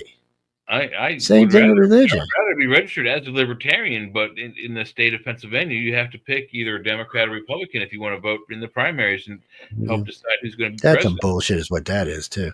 I think Hey, Jack. only states allow that, and it is bullshit. But Well, anyway, Jack, we'll be here tomorrow on the chat. I'm going to find me something to eat because I'm starving, and it's a good thing I get a little bit of exercise because every time I do a show, I'm fucking starving. Yeah. Bring your questions. Be ready tomorrow. If you have a topic you want to talk about, hit me an email at iCarcox.net. I have no on Arthur School tomorrow. Chat room and say, "Hey guys, what about so and so?" Yes, you can definitely do that. Hold on, I'll tell you right quick. I have 4 guests on Arthur's Quill tomorrow. So let me see. I know Carmen just sent them to me a few minutes ago. I seen them. So we have Daniel Montfort. He's one of the winners of this year's contest. Cool. For volume 41, Montfort. He's from Sarasota, Florida, and he is an artist. So he's an artist. Let's see. Then we have Randy Bartholomew of Alexandria, Virginia, and he is a author. And then we have John Barlow. The name sounds really familiar for some reason. He is from Minneapolis, Minnesota, and he is an illustrator, which means the next guy will probably be an author. Oh, and then we have Sandra Skals, S-K-A-L-S Sky. So it's like Skull Sky. I know I'm saying that wrong. She is from Something Hill, New Jersey, and she is a author. Okay, so that's going to be the 4 guests tomorrow. Y'all can come join us. It'll be posted up tomorrow for y'all to I'll post it up probably around noon, so you'll know who everybody is, and you can check them out and go to their websites and stuff. But these are all 4 winners of Writers of the Future. They'll all be in Hollywood in just let's see, 8. Let's see, that's going to be you 4, and 5. John, Yeah, 6 weeks. Yeah, 6 weeks. And they'll all be there. And you mean Phoenix? That was me in Phoenix. Yeah, I was with the good ones in Phoenix. We were doing an award for United Public Radio gave the Humpback House, the Camelback Mountain House, award for being what it is. And yes, that's how it works. And then ICAR, the International Community Alien Research, is giving a award to, where did it go? I just had it in front of me. Oh, shit. It was the book we've been talking about, To the Stars. Where the hell did it go? Well, guys, I had it out, but apparently I picked it up, put it somewhere. Anyway, here it is, right here. My version, which is the hardback cover. There you go. I don't know if y'all can see it or not. Let's move this out the way so you can see. To the Stars, yeah. To the Stars, yes. Ron Hubbard, To the Stars. Yeah, So, what does the book look like underneath the dust cover? oh, it's just plain. It's nothing. When I took it off, it's just a plain hardcover. Yeah, sometimes the hardcover is kind of fancy underneath. Yeah, sometimes it is this, but it's just a plain cover. But so that's it's the International Community for Alien Research did that, and actually we're going to be doing a film shoot. Well, they just did a film shoot at the observatory in Los Angeles, but I'm going to be doing the one they're got the Endeavor in. They're building a park out there in Cali, and they got the Endeavor there. Right now they got it sitting like this, but they're going to put it up like this. But we want to do a shoot there with the book and the International Community for Alien Research. For me, it's great because it helps the International Community for Alien Research get out all across California and stuff. Actually, it's going to go out to like 450 TV stations. So, yes, nice, isn't that? cool advertisement. Yeah, so they'll get it, and of course they'll ask me, and I'll say, well, iCar also sponsors, and that's what people don't actually understand. Without iCar, there would be no United Public Radio or UFO Paranormal Radio. It sponsors the network. Yes, it does. We don't ever talk about it, but it sponsors the network. And technically, it owns the network. Yes. Technically, it owns it because real fast, because we got to go. The network was founded mainly. So I used to host Wake Up USA UFO Study. And then somebody gave me Pioneer Radio. And then so I was going to put my show from Wake Up USA on Pioneer. And it wasn't my show. It belonged to Stardust Radio Network, which was 1690 Riverside, Iowa, the future birthplace of Captain James T. Kirk. Anyway, the producer of the network got upset and didn't want me to do it. So we started UFO Undercover. And but we were just doing the show, and we were just doing it on air, and then a couple of hosts, a couple of friends of mine that work for iCar said, and then it just grew. But it was built so that we had a place to put out information that didn't rely on ancient aliens or coast to coast. Even though I like both of them, we had a lot of data going out, and we needed somewhere to put it out, and where we had control and where we could talk to the people ourselves. So that's how it all got started. Yes. So because of iCar, the radio network was born so that we can control our data. And we still, even today, release data on the network. Yes. Not like we did in the old days, but still. Actually, there used to be 25 shows in this network, all that were a director of the organization, all of them. Yeah, so somebody got beamed up. But anyway, we got to go. Jay's a land. Can't believe Shane came down and slapped him by now. I'm going to eat, and then I'm going to bed, and then I got to get. I think I'm going to go to bed. I've been up since 5:30. Yeah. Now, I haven't been up that long, but I've been up, and I still got to get up in the morning, do the Arthur's Quill, and then catch up with y'all at the chat. So yeah. If you think of any topics for the chat, just toss them in there, so because it doesn't matter. You can post it.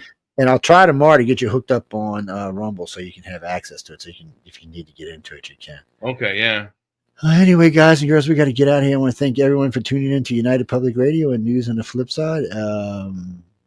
Yes, wish my friend Stephanie a happy Crawford. She's one who helped start this show at the very beginning. She passed a year ago, but say hi to her. And if you're getting ready to cross, say hi to her for us.